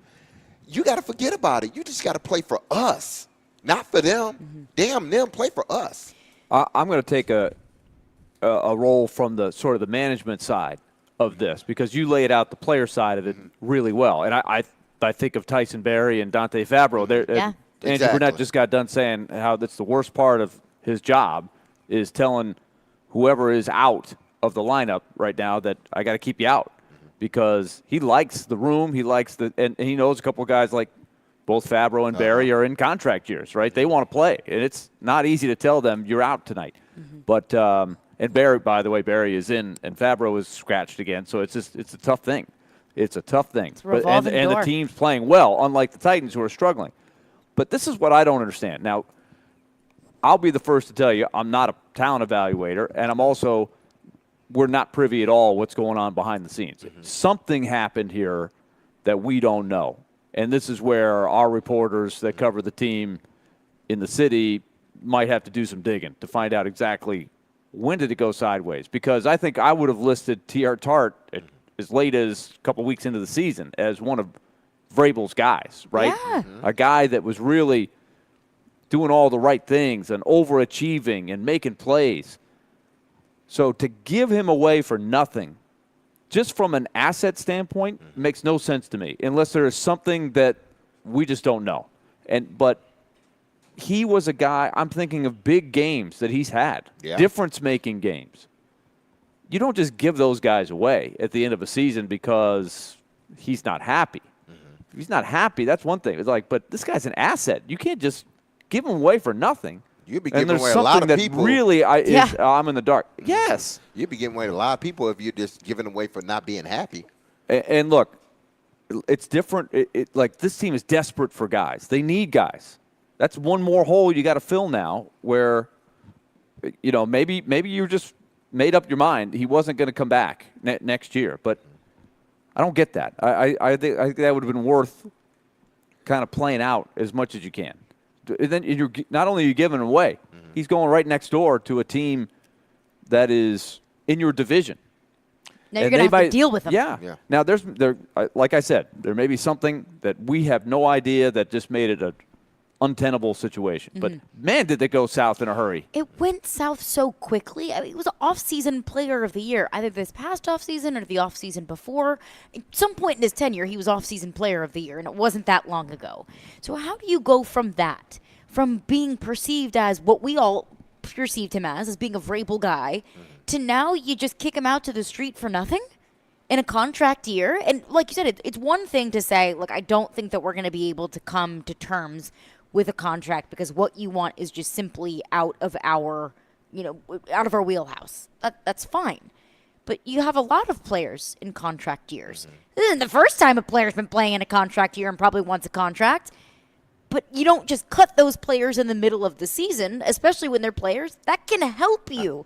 I mean, you let Devin Singletary run all over this defense, and T.R. Tart's been pretty solid in run D. And just because you couldn't find a suitor at the trade deadline doesn't mean there isn't there's going to be a market for him. I don't get, like, anytime you do what he's done, and you got film and at your best, somebody's going to pay some money for that. And I don't know, like, isn't he under basic team control? Like Well, he was, but now obviously he's not. I'm gonna tell you what. Like, what is he? Wouldn't he be restricted as a free agent? Wouldn't they have some rights? Yeah, they there? could tender. They could match an offer. They could put a tender offer, tenure offer on him. He was drafted. He was a free agent, so they can, after this season, put the tag on him. I'm sure they were not going to do that, but that's something that they can do to retain, his rights, just in case another team wants to come in. Well, you got to offer more up and above and beyond, and then if you do, well, there's compensation back for us. Right. And also, are you going to use the tag on T.R. Tart? No, not the tag. But if he's a restricted free agent, you can tender him a contract, and then you could match an offer if somebody signs him to an offer sheet, right? Isn't that how it works? You can match it then. If somebody offers him a 2-year, $15 million deal, you can match. You have first rights of refusal. Right. So he's not an unrestricted free No, agent. I don't You think he's could have unrestricted. held the option there if you wanted to. Whatever I the think about option was, clearly something went so sour that they had to get rid of him right now. that's again what we don't know. But I think about Josh Reynolds, right? That was another one that Yeah. kind of said, I don't want to be here. And at the time, the team was winning. Yeah.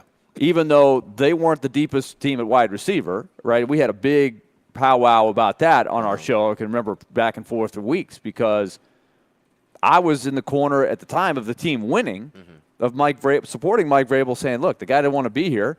We got stuff to do. We're winning. We don't want you." So they let him go for nothing. And he's flourished our in Detroit. detractors, my detractors, were saying, "Well, look, Detroit just picked him up, and he's a pretty good wide receiver." He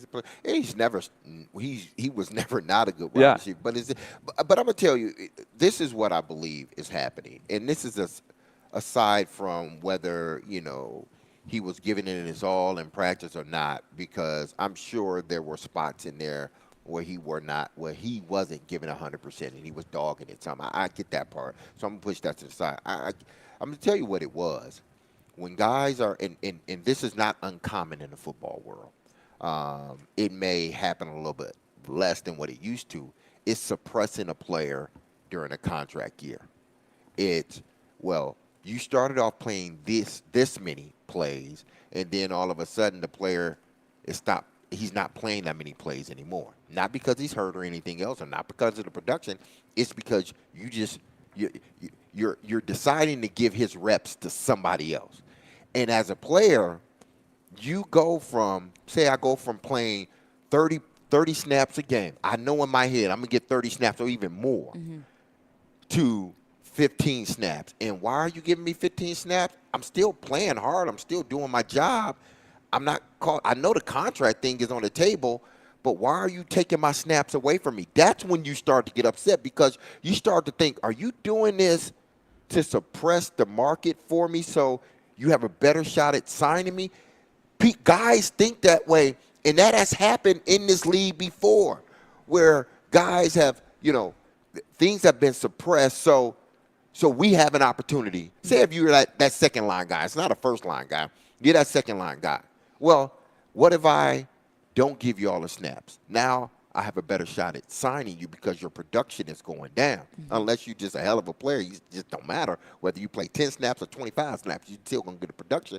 But with big guys like him, they need to be consistently in that rotation. And he proved that he was one of your best run stoppers, and he was developing as a pass rusher. Was that the case with Tart? I don't have his snap counts in front of me per game. But I don't know if I that never was, noticed but he that did to be the complain case. about his snap count. He was complaining about his snap counts, from what I'm gathering, from what the information he was complaining about the contract and the snap count, which will make a player angry if you're taking my snaps away for no reason. Like, don't take my snaps away to give to that guy. I'm playing hard. I'm doing my job. Find somebody else that's not doing their job up to snuff. You take their snaps.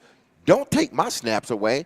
I'm sure the contract in that is what ignited the fire and ultimately ended in him, having to be released. He's not, clean in all of this either. I'm sure he allowed, the situation to get the best of him times in practice or even times in games. And, like Chris told me a long time ago, listen, Mace, don't let them steal your happiness. Because the minute they steal your joy, you're giving them a reason to cut you or trade you or do whatever they want. Come in here with a good attitude, work hard, and then when your opportunity comes, make the best of it. If it comes and they still don't want to sign you back, then hell, you got good tape. You got good tape. Yeah. Go do your job, Well, let's continue this conversation coming up next, because I do think it's interesting. It's the tale of two different sides, the Tier Tart side of things and the Mike Vrabel side of things. Where is Mike Vrabel's involvement in all of this? We'll get into that coming up next. And, of course, back into your phones as well. 615-737-1025 is the phone number. Caroline, Willie, D. Mays. Hey, tune into 93.3 Classic Hits tonight for MTSU men's basketball. The Blue Raiders have a road matchup against St. Mary's with pregame beginning at 8:30 p.m. and tip-off at 8 o'clock. pregame beginning at 8:30 and tip-off at 8. Don't know if that makes sense, but I'll roll with it. Coverage also available on the 90. Maybe is it a St. Mary's thing? Do they do? Is that Maybe like a mid-game pregame. mid-game pregame? That's what it says. Okay. I just All right. read what I'm told. Okay. Coverage also available on the 93.3 Ron Classic Burgundy. app. Just read what's on the teleprompter. I'm Caroline Fenton. Coverage of also available on the 93.3 Classic app and at 93.3classichits.com.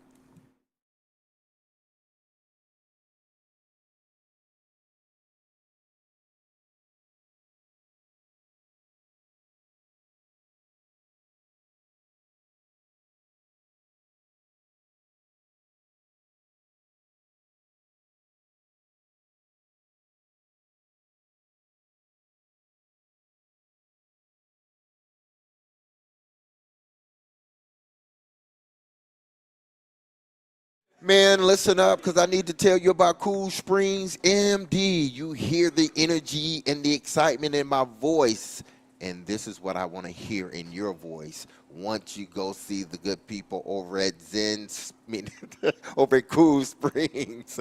So, listen, over the years, more men have started to seek help for hormone deficiency and imbalances, all right? And Dr. Jeffrey Lodge and his wife, Daphne, along with that experienced staff, give men the treatment required to improve your quality of life, okay? Cool Springs MD services have already helped many men of Brentwood, Nashville, including yours truly, and the surrounding areas in Tennessee with improving their immune systems, energy levels, cognitive functions, and more. They are there to connect you with the medical care you require to have a healthy and enriched life. So there's no better time now to achieve a healthy lifestyle. Men, what are you waiting for? Give Dr. Jeffrey Lodge and Cool Springs MD a call today for an appointment. Here's the number, 615-486-3458. That's 615-486-3458. Or visit our website at coolspringsmd.com.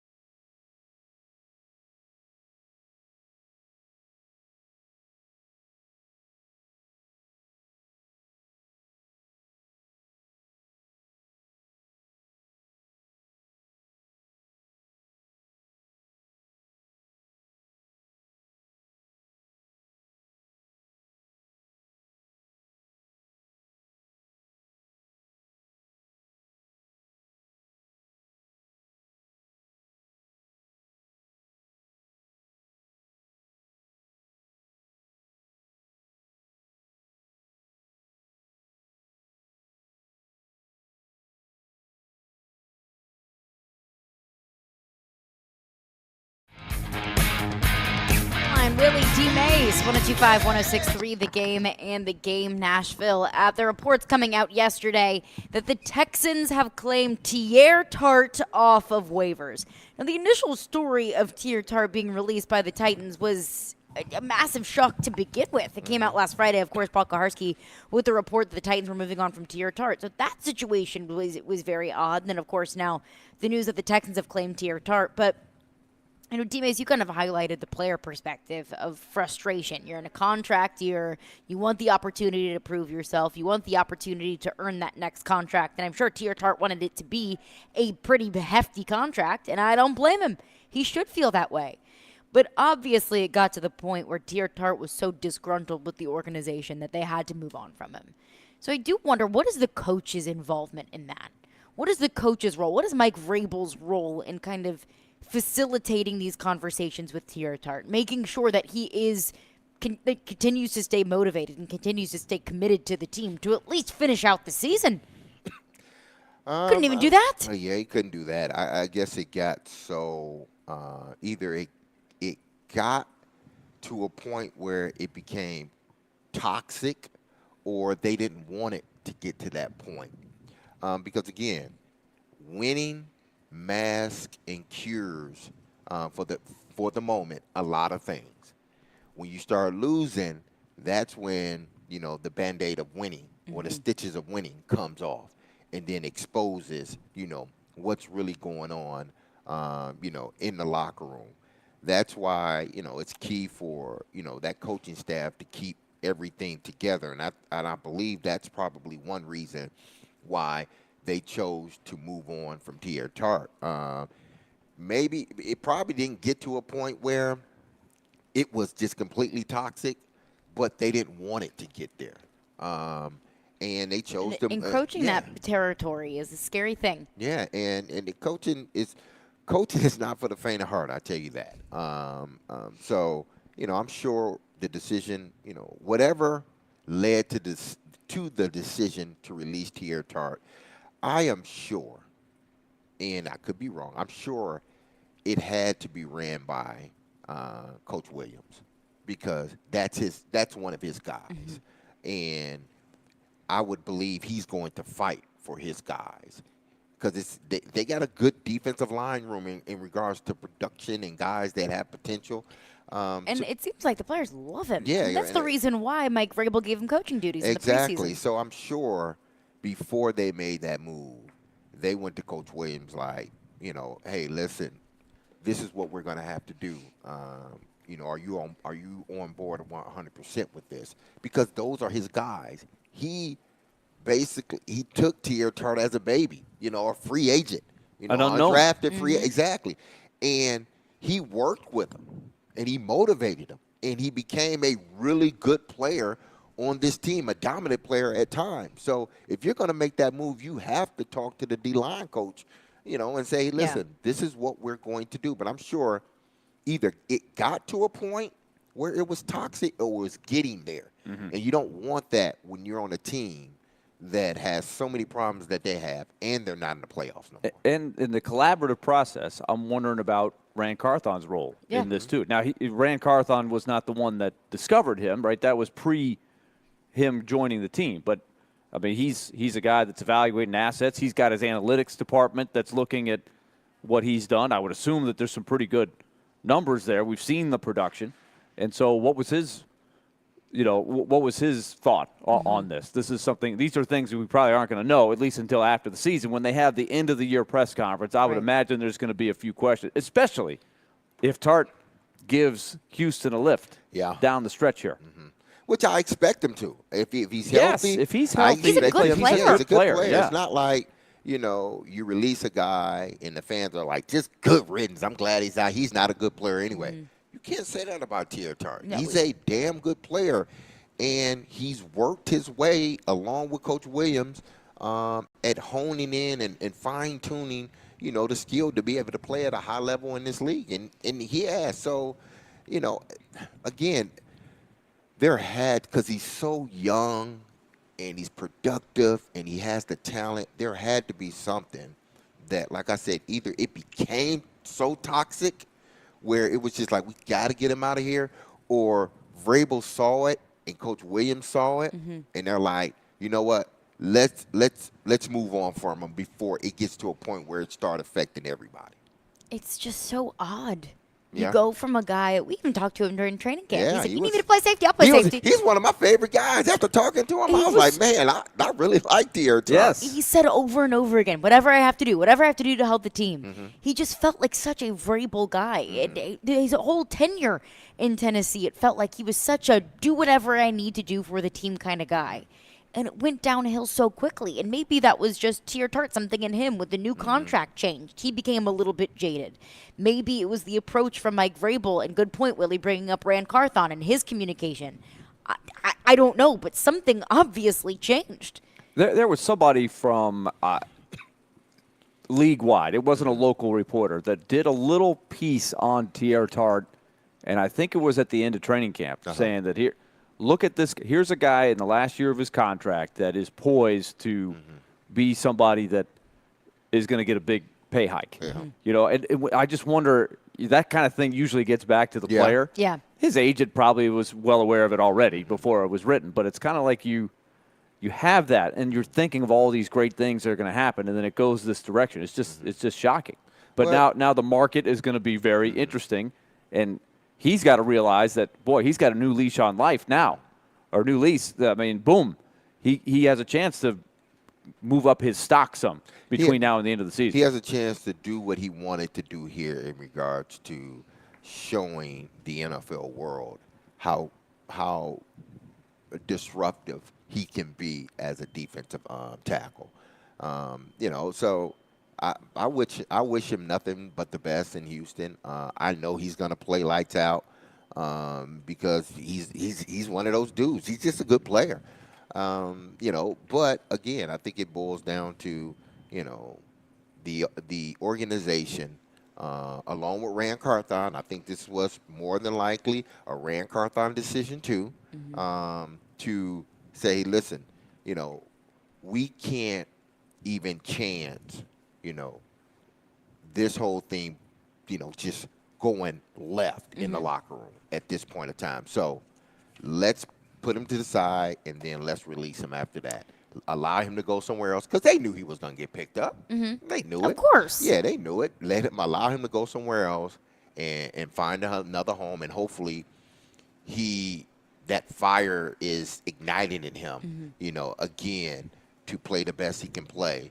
Because, yes, you're not playing for us, but I hope you do get the contract that you want with someone else. But it just didn't, your attitude didn't match what we wanted in the locker room. This roster just has too many holes, and you just simply do not have enough depth for every player in a contract year to just be cut. You need to start negotiating these things, and that's why I think it's important looking at, okay, which side soured. Coming up next, we'll take a quick Titans breather. We'll chat with Mitch Light, who covers college football for The Athletic. The transfer portal is alive and well, if you have not noticed, and a record number of players in the transfer portal. We'll look ahead to bowl season. Plus, I will take a little bit of a victory lap with Mitch Light. He will join us coming up next. Caroline Willie D. Mace. Hey, tomorrow, between 9 and 11 a.m., Chase and Big Joe will be giving away tickets to see Kenny Chesney and Zach Brown Band at Nissan Stadium on Saturday, August 3rd. Each weekday winner will also qualify to win a $250 Electronic Express gift card. That's tomorrow morning between 9 and 11 a.m. with the Chase and Big Joe Show.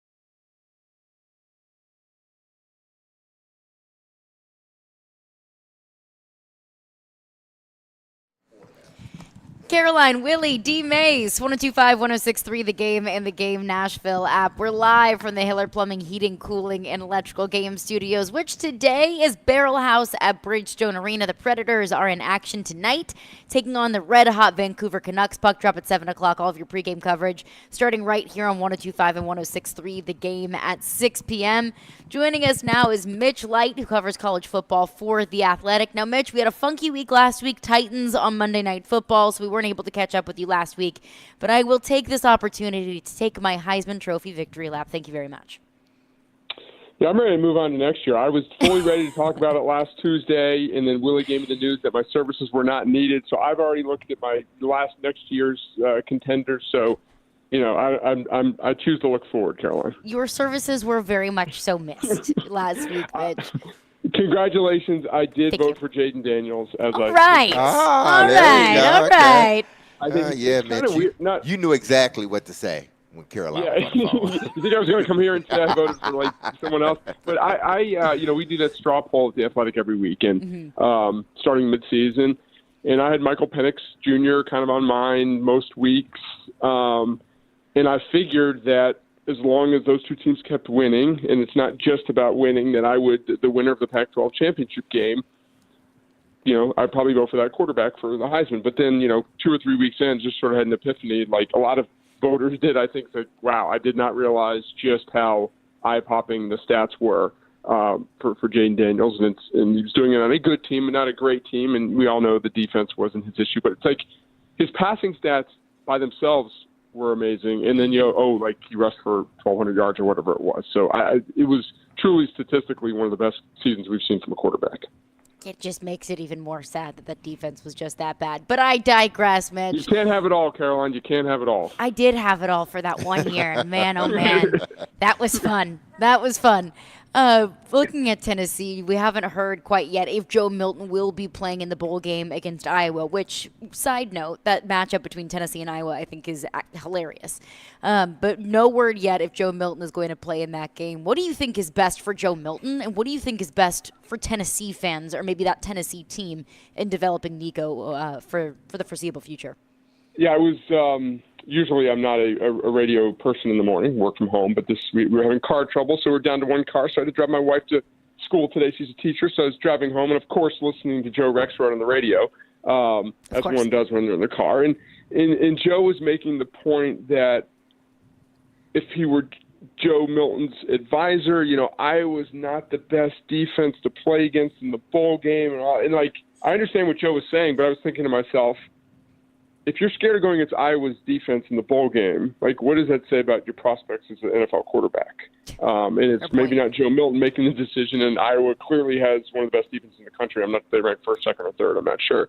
So, you know, I get why he wouldn't play. For Tennessee's standpoint, you probably want to see Nico play. You know, it's same point. It's still a difficult defense to go against. But it's some nice experience. You get all the preps as QB1 leading up to it. I'm sure he's getting a lot of practice reps anyway. So here's a scenario where the bowl game is interesting for the fan base when a lot of them have kind of checked out because they might have a chance to see the young quarterback play. And, you know, we don't know what's going to happen there. But my guess is Joe Milton will not play. Now, Mitch, do you think that Day's job, is he on a hot seat? Because this would be, the third year in a row that they've lost to Michigan. And, you know, this of any year should have been the year that Ohio State was going to beat Michigan. It seemed like they beefed up their defense.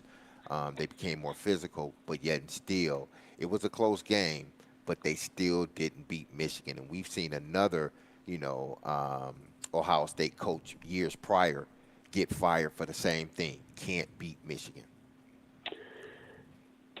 It's sort of like the definition of hot seat. Like, well, first of all, I think they're going to beat Michigan next year. I think Michigan loses a ton of players. They lose a lot of seniors. And so I think Ohio State, depending on who they have at quarterback, is going to be well positioned in that game. Like, so here's the way I look at it. Like, I don't think he's not on the hot seat right now. I know he's lost those games and you're hired at Ohio State to win those games.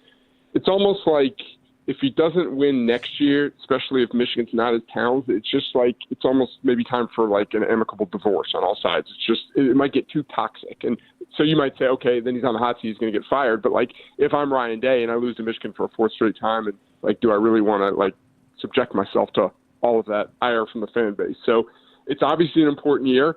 I don't have the schedule in front of me, but I know the schedule is not going to be similar. That's, we none of us really like the realignment we're seeing, but when it's actually time for the games next year, we're gonna enjoy them. My point is, like, it's the past couple of years we've had to wait. They played Notre Dame, but other than that, we've had to wait basically 2 months for their big games on the schedule. Well, their schedule is going to be more difficult next year. There's going to be bigger tests early in the season, so it's not going to boil down to like a 2-game season like it's been. But it's definitely going to be one of the storylines to watch starting next year. Mitch, have you even thought about next year's realignment, one, but then also the playoff picture and how teams will be, how they're going to sort of stack teams in the playoffs? Have you even thought about that moving forward? Because, I mean, there's going to be a lot of change in a lot of teams. There may be teams that ends up getting into the playoffs, with 2, maybe even 3 losses. Have you even thought about what it will look like next year? Sure. It's hard not to like watch games this year and look ahead next year. Like, I think the example we and everyone who kind of follows the sport, like Penn State is like the poster child for a team that will benefit, or if it had been a 12-team playoff the past 6-7 years would benefit, they would have made it like 3 or 4 times. They've come close a couple of years, but they just haven't made it. So I think teams like Penn State, it's going to benefit them, although their schedule will also get more difficult. And just thinking through this, it's going to be with the elite teams knowing that it's not such life or death with one game. And I don't know if this is going to happen, but like, let's say you got a banged up quarterback. In years past, you might need to play him because you can't afford to lose that game. But if you're Ohio State, maybe, you can get in with 2 losses, so each game's not as important. So I think we're going to see some of that, but it's definitely going to be different. I'm in favor of the 12-team playoff. I do appreciate the arguments about the, diminishing the importance of the regular season for some teams, but I think those playoff buys are going to be so important too. The 4 teams not having to play that one game. So, there still is a lot of pressure on those elite teams to have 0 losses or 1 loss. And one thing I think we're going to see too is the fan bases of those teams that get the buys, they're going to love it, but they're going to miss a home game, like the teams 5 through 8. I think that's going to be great, that first round with playoff games on campuses. Like, imagine a playoff game at Penn State in December when it's like, 12 degrees and stuff. Some of those games are going to be a lot of fun to watch. Now, does it take away the luster of the championship game, in-conference championship game? It might, and it will in some regards. There's going to be certain scenarios where they're just not as important. And we've seen that a lot. This year was a little different. The championship games were of paramount importance. The Washington-Oregon game was basically a play-in game for the playoffs, so that was great. It turned out that Georgia-Alabama was a play-in game. So it will, but I also think, like I just said, Derek, for those teams fighting for a bye, it's in the playoff, it's going to be huge too. So everyone, especially in the SEC and the Big Ten, everyone wants to win a championship. So the stakes might not be quite as high, but when we're settling in to watch those games on Championship Saturday next year, I'll enjoy them just as much. Mitch Light is with us. Mitch, it's just we've been talking about this every time you come on, but the carousel of the quarterbacks, and it just doesn't say so much that even Georgia had to wait and see if their quarterback was going to stay, and obviously he has, and he is eligible, I guess, for the draft. So that was part of the equation here. But it's amazing where you just don't know who's going where. So let's talk about a couple of guys. First, let's talk about the guy that Vanderbilt, it looks like they're honing in on to be their starter. Tell me about him. Yeah, well, Nate Johnson committed from University of Utah, Southern California native, just finished his second year at Utah, was a top 300 or maybe top 250 national recruit. So he was a big-time recruit for Utah. And I remember we did a story, Bruce Feldman did a story on him from a camp that I edited a couple years ago. So it's sort of like, I remember that story. So, that's one thing I really enjoy about covering recruiting like I do now. I get to know these guys younger, and then when they get to college, I kind of know a lot about them. And he was a guy that, they've had Cam Rising as their starter, but he's been hurt. So Johnson played some, a phenomenal athlete, really, really good runner, still developing as a passer. That's going to be his issue. Can he read defenses? He's got the, they say the arm talent to throw the ball, but it's just about deciphering defenses. He played under Andy Ludwig at Utah. And if you remember, this is back when I was doing the sideline reporting for Vanderbilt, and I paid obviously close attention. When they went to Kyle Shermer as a true freshman, I remember just they really did not, or Andy Ludwig did not trust him to do much. So Ralph Webb was on the team that year. I think they ran the ball a lot. Early in that next year, sophomore year, very, very conservative. And then the kind of the light bulb went on. I think it was the game at Auburn one year, and they just let Shermer go. And then the next 2.5 years, he threw the ball all over the place.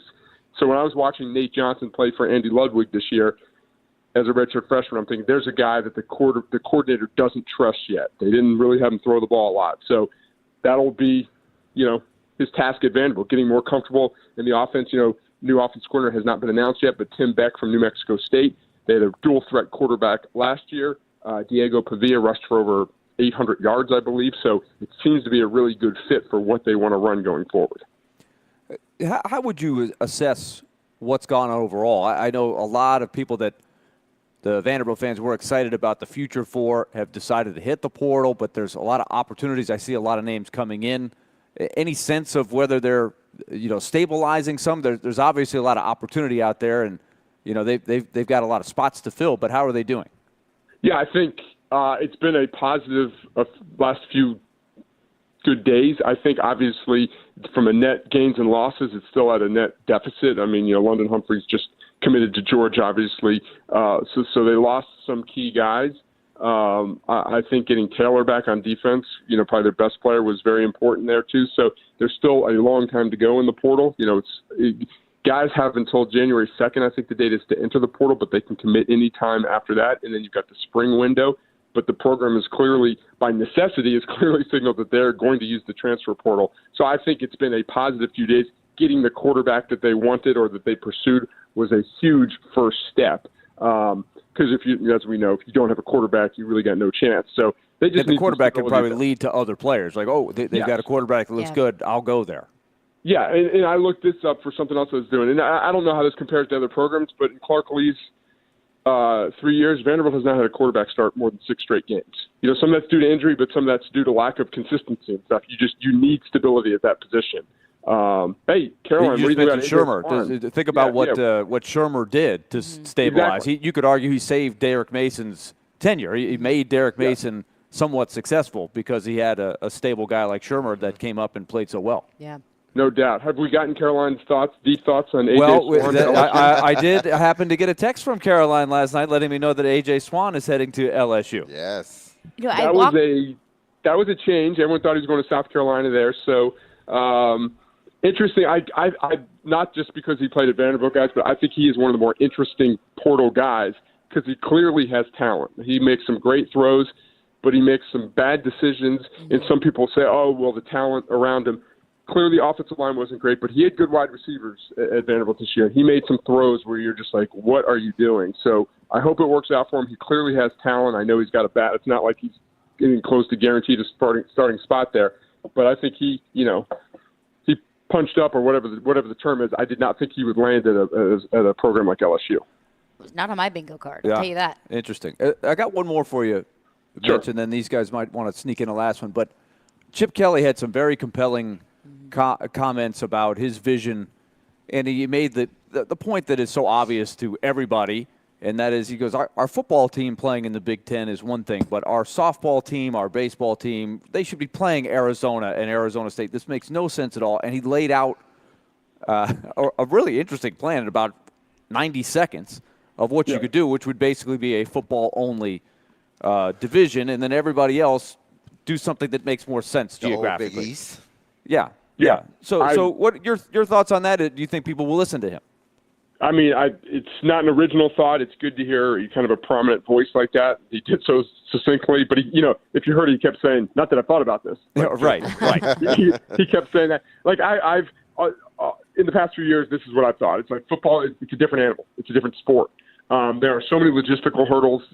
There's Title IX involved in that. Like how do volleyball teams afford to do that? But if football's something different, but if it's still sponsored by the school, then obviously they still have that revenue there. So I am in favor of football breaking off because it's, we've written stories, we've done a lot about, UCLA's got to go play at Rutgers, like in football, that's a pain. How do you get the equipment there? But, you've traveled with the football team, Willie. I have to, it's pretty good travel. If you do it two, 3 times a year, The football is you a get over totally it. different thing. Yeah. It's the other sports. It's Stanford basketball going to play at Miami, at Florida State, and at Clemson, gone for a week there. So I don't know if we'll get there, but I thought Chip Kelly, that those were wise words, and the more people say it, I guess, the more chance it has of coming to fruition at some point. But that just shows you football reigns supreme. It's like we're making decisions based upon our football program and no one else. That's basically what it's saying to everybody. Money. It is the thing. It's what I've said this. It's with all this realignment stuff. It's one of those things where everyone involved knows it's a bad idea, but we can't stop ourselves, and it just happens. Mitch, last one from me. I kind of viewed this era of transfer portal, NIL, like the rich getting richer.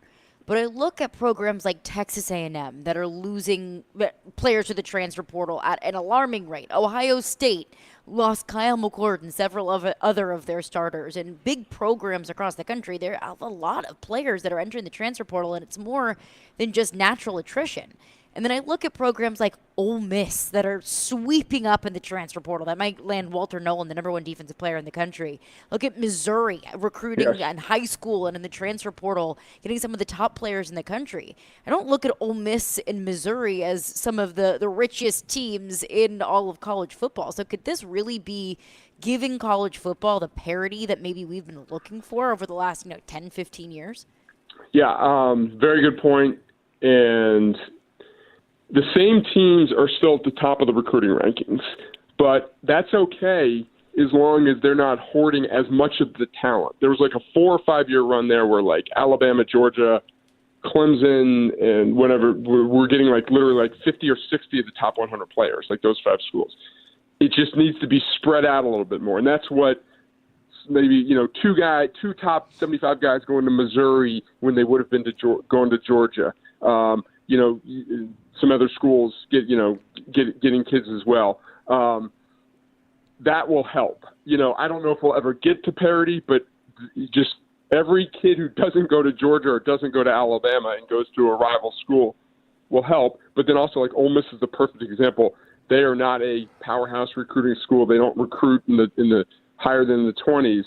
But they've done a very, very good job in the transfer portal, especially this year. They are making a go for it. You probably talked about it. You've seen their schedule. Mm-hmm. If they can stay healthy next year and everything molds the way they think it can, they can make a real run for it. So, yes, I'm with you too, Caroline. Like, I thought NIL, okay, same teams are just going to get richer. They're going to dominate even more. We have not seen that. How far it swings the other way, we still don't know.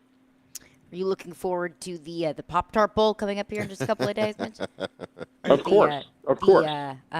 Residence Technologies Independence Bowl, perhaps?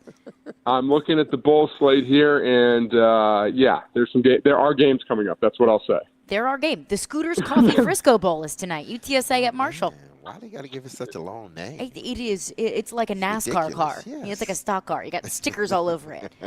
You guys are talking to the person who was at the first ever Garden State Bowl, the first of 3. I have, Mitch. We might have been at the same game as a kid. I have a Navy, I guess toque is what you would call it in Canada. Just a winter hat, from a Garden State Bowl. Rutgers against Navy, is that right? It was imagine Rutgers in more than one Garden State Bowl. It was 1978 Garden State Bowl, Arizona State, Rutgers. My friend's parents went to Arizona State. They called me about an hour. My parents about a half hour before they were leaving said, "We got an extra ticket. We'll take Mitch as long as he cheers for Arizona State." So I went. I don't think Barry Bonds or Reggie Jackson were playing for Arizona State back then, but I think Arizona State won. The Garden State Bowl. Wow. I'm sure Arizona State fans were thrilled about going to New Jersey in January. Oh, yes, that had to be huge. Broadway play? Oh, no, here's another bowl. It's already been played. Can't remember the weather. I'm guessing it wasn't like 75 and sunny. It was probably about 90 and sunny. Wind swirling in the Meadowlands, no how question. how about the avocados from Mexico Cure Bowl? Oh, it was a great game. It was a great game. I did watch it the other night. 13-9. There we go. I like avocados. Yeah, who doesn't? Good for you. Superfood. Everybody does. Right, exactly. Yeah. Healthy fats. Mitch Light covers college football for The Athletic. Mitch, appreciate you as always. Glad to get you back this week, and we'll chat with you soon. All right, take care, guys. All right, appreciate it. Mitch Light, he is the very best. Appreciate him for joining us as he does every Tuesday at 1 p.m. Coming up next, it's been too long. We got to talk about the Red freaking Hot Predators, 13-3-0 in their last 16. What's been the key for the Preds, and how do they continue that against a really, really good Vancouver team tonight? We'll get into that coming up next. Caroline, Willie, D. Mays. We're brought to you by Zen Sports. Start earning cash rewards on your bets today. Gambling problem? Call 1-800-889-9789. Terms and conditions apply. Must be 21 or older and in Tennessee to bet.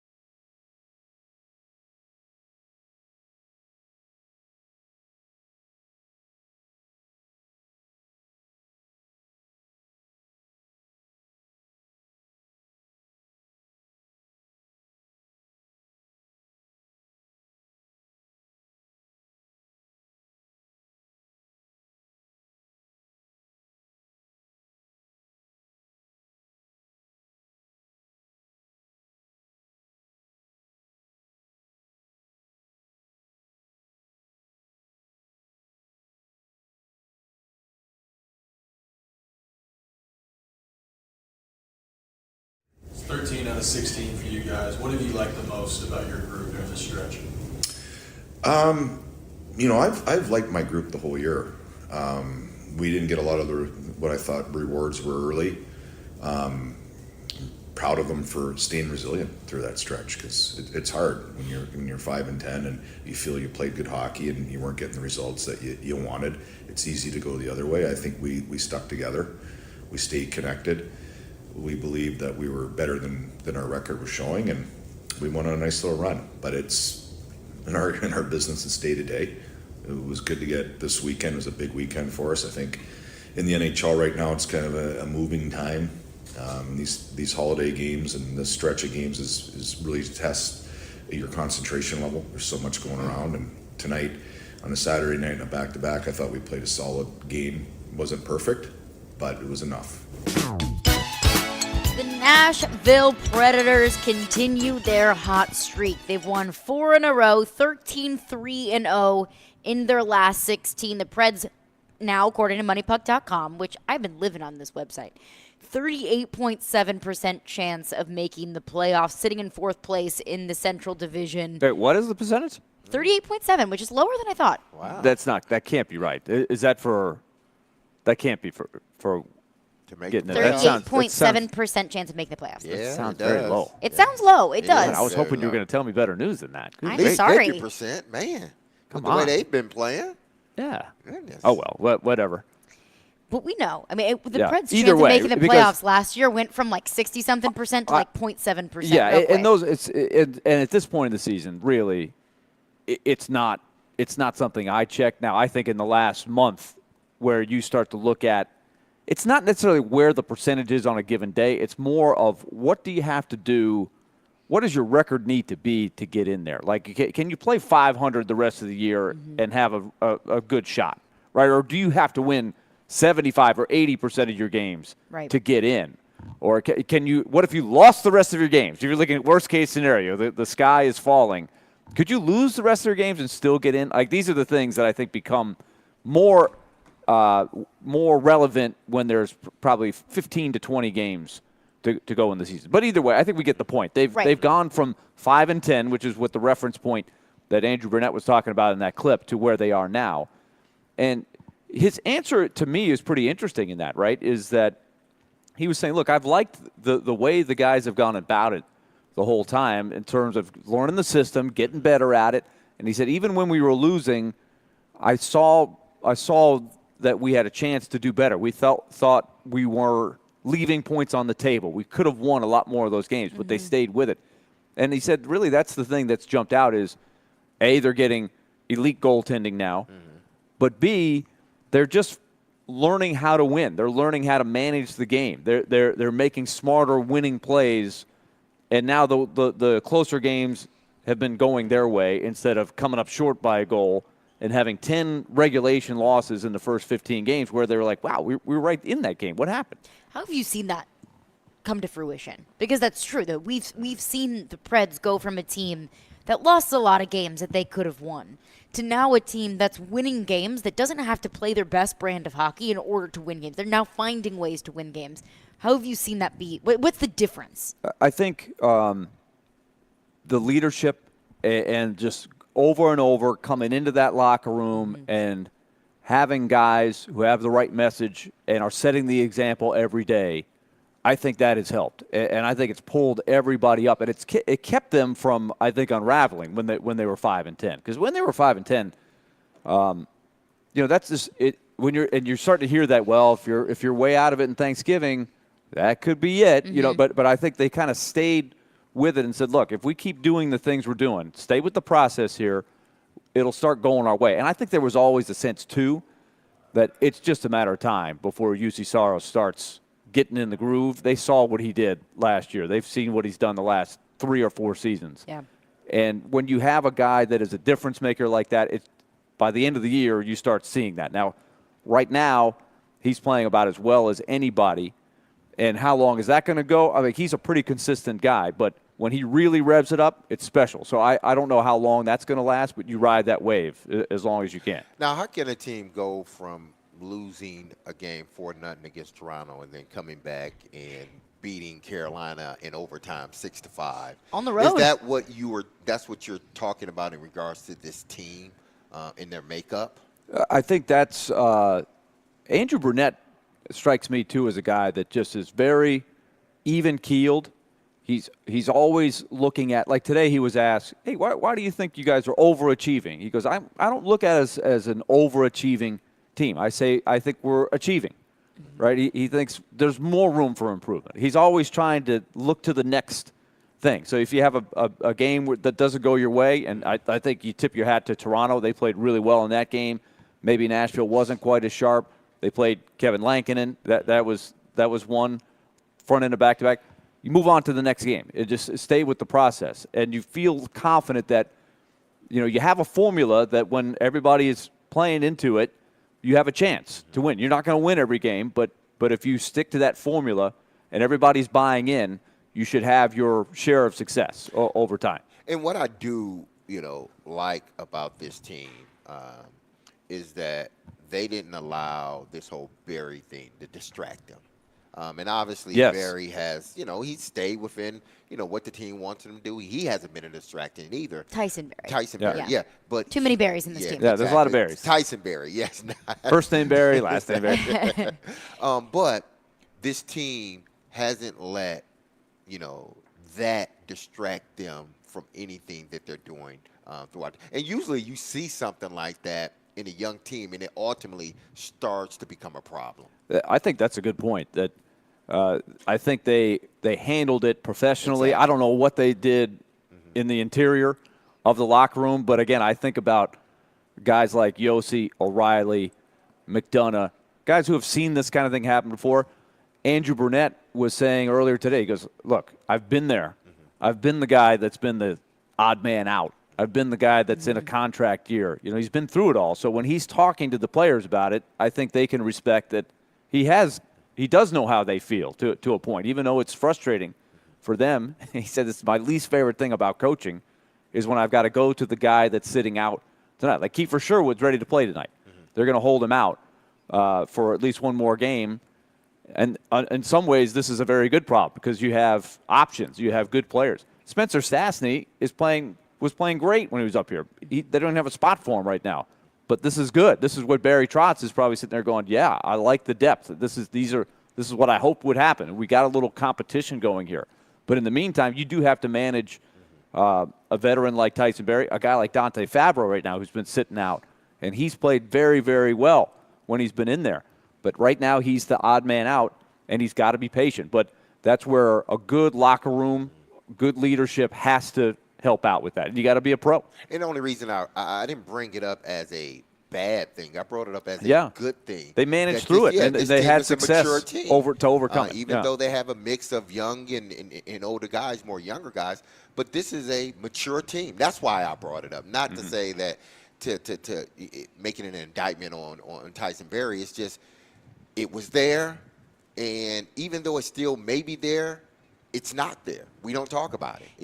I think it's the reaction that you want because you're not going to eliminate contract talk entirely from a locker room. You're not going to eliminate quote-unquote outside noise entirely from a locker room. But what you can control is your reaction to it. What you can control is how the team stays focused on what they should do instead of talking about what's going to happen with Tyson Barrie, what's going to happen with the contract, what's going to happen with us, so on and so forth. That you stay focused because you're not going to eliminate those kind of distractions.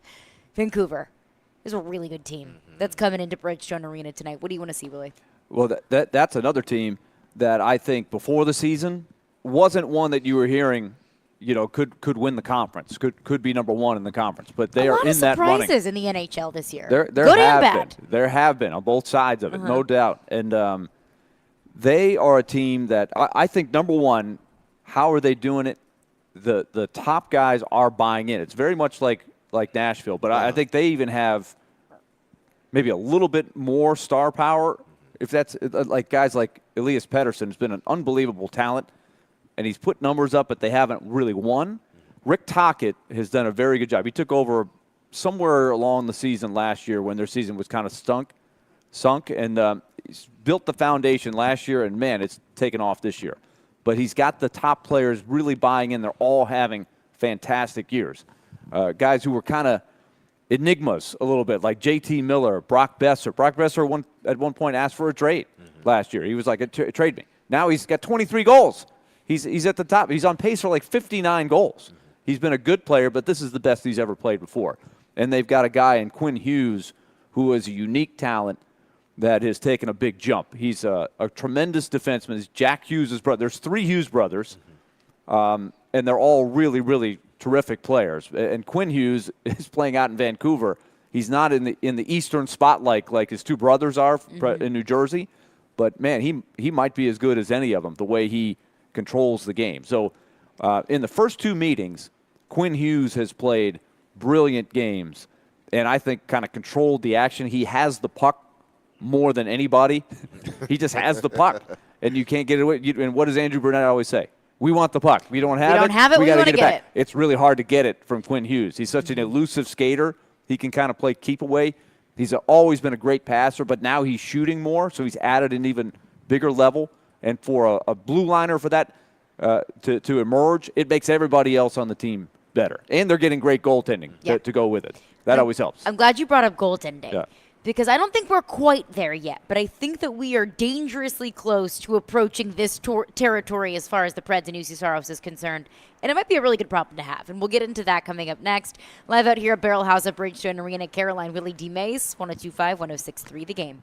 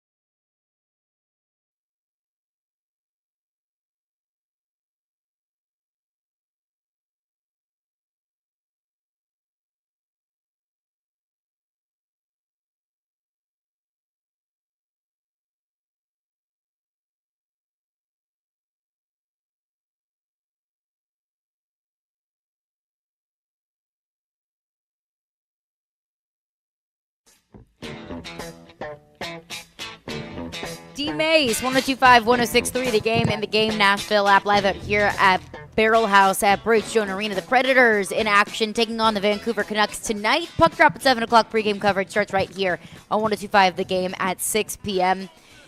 Before the break, I said I think we could be, I don't know if we're there, but I think we could be dangerously approaching, and I don't use dangerous, that's a bad word. We could be approaching this territory with the Nashville Predators.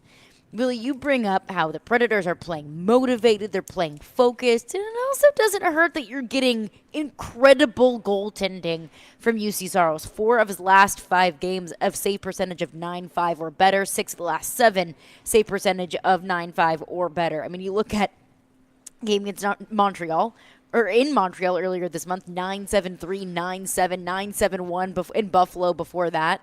Are we getting to the territory with UC Saros of pay him what he wants? You know, it's a good question. To me, the answer has always been yes. Mm-hmm. I was saying this last year when this was coming up, and it is a trend in the league. It is interesting because I've always equated a top level goalie as the same type of value as a top level quarterback. Mm-hmm.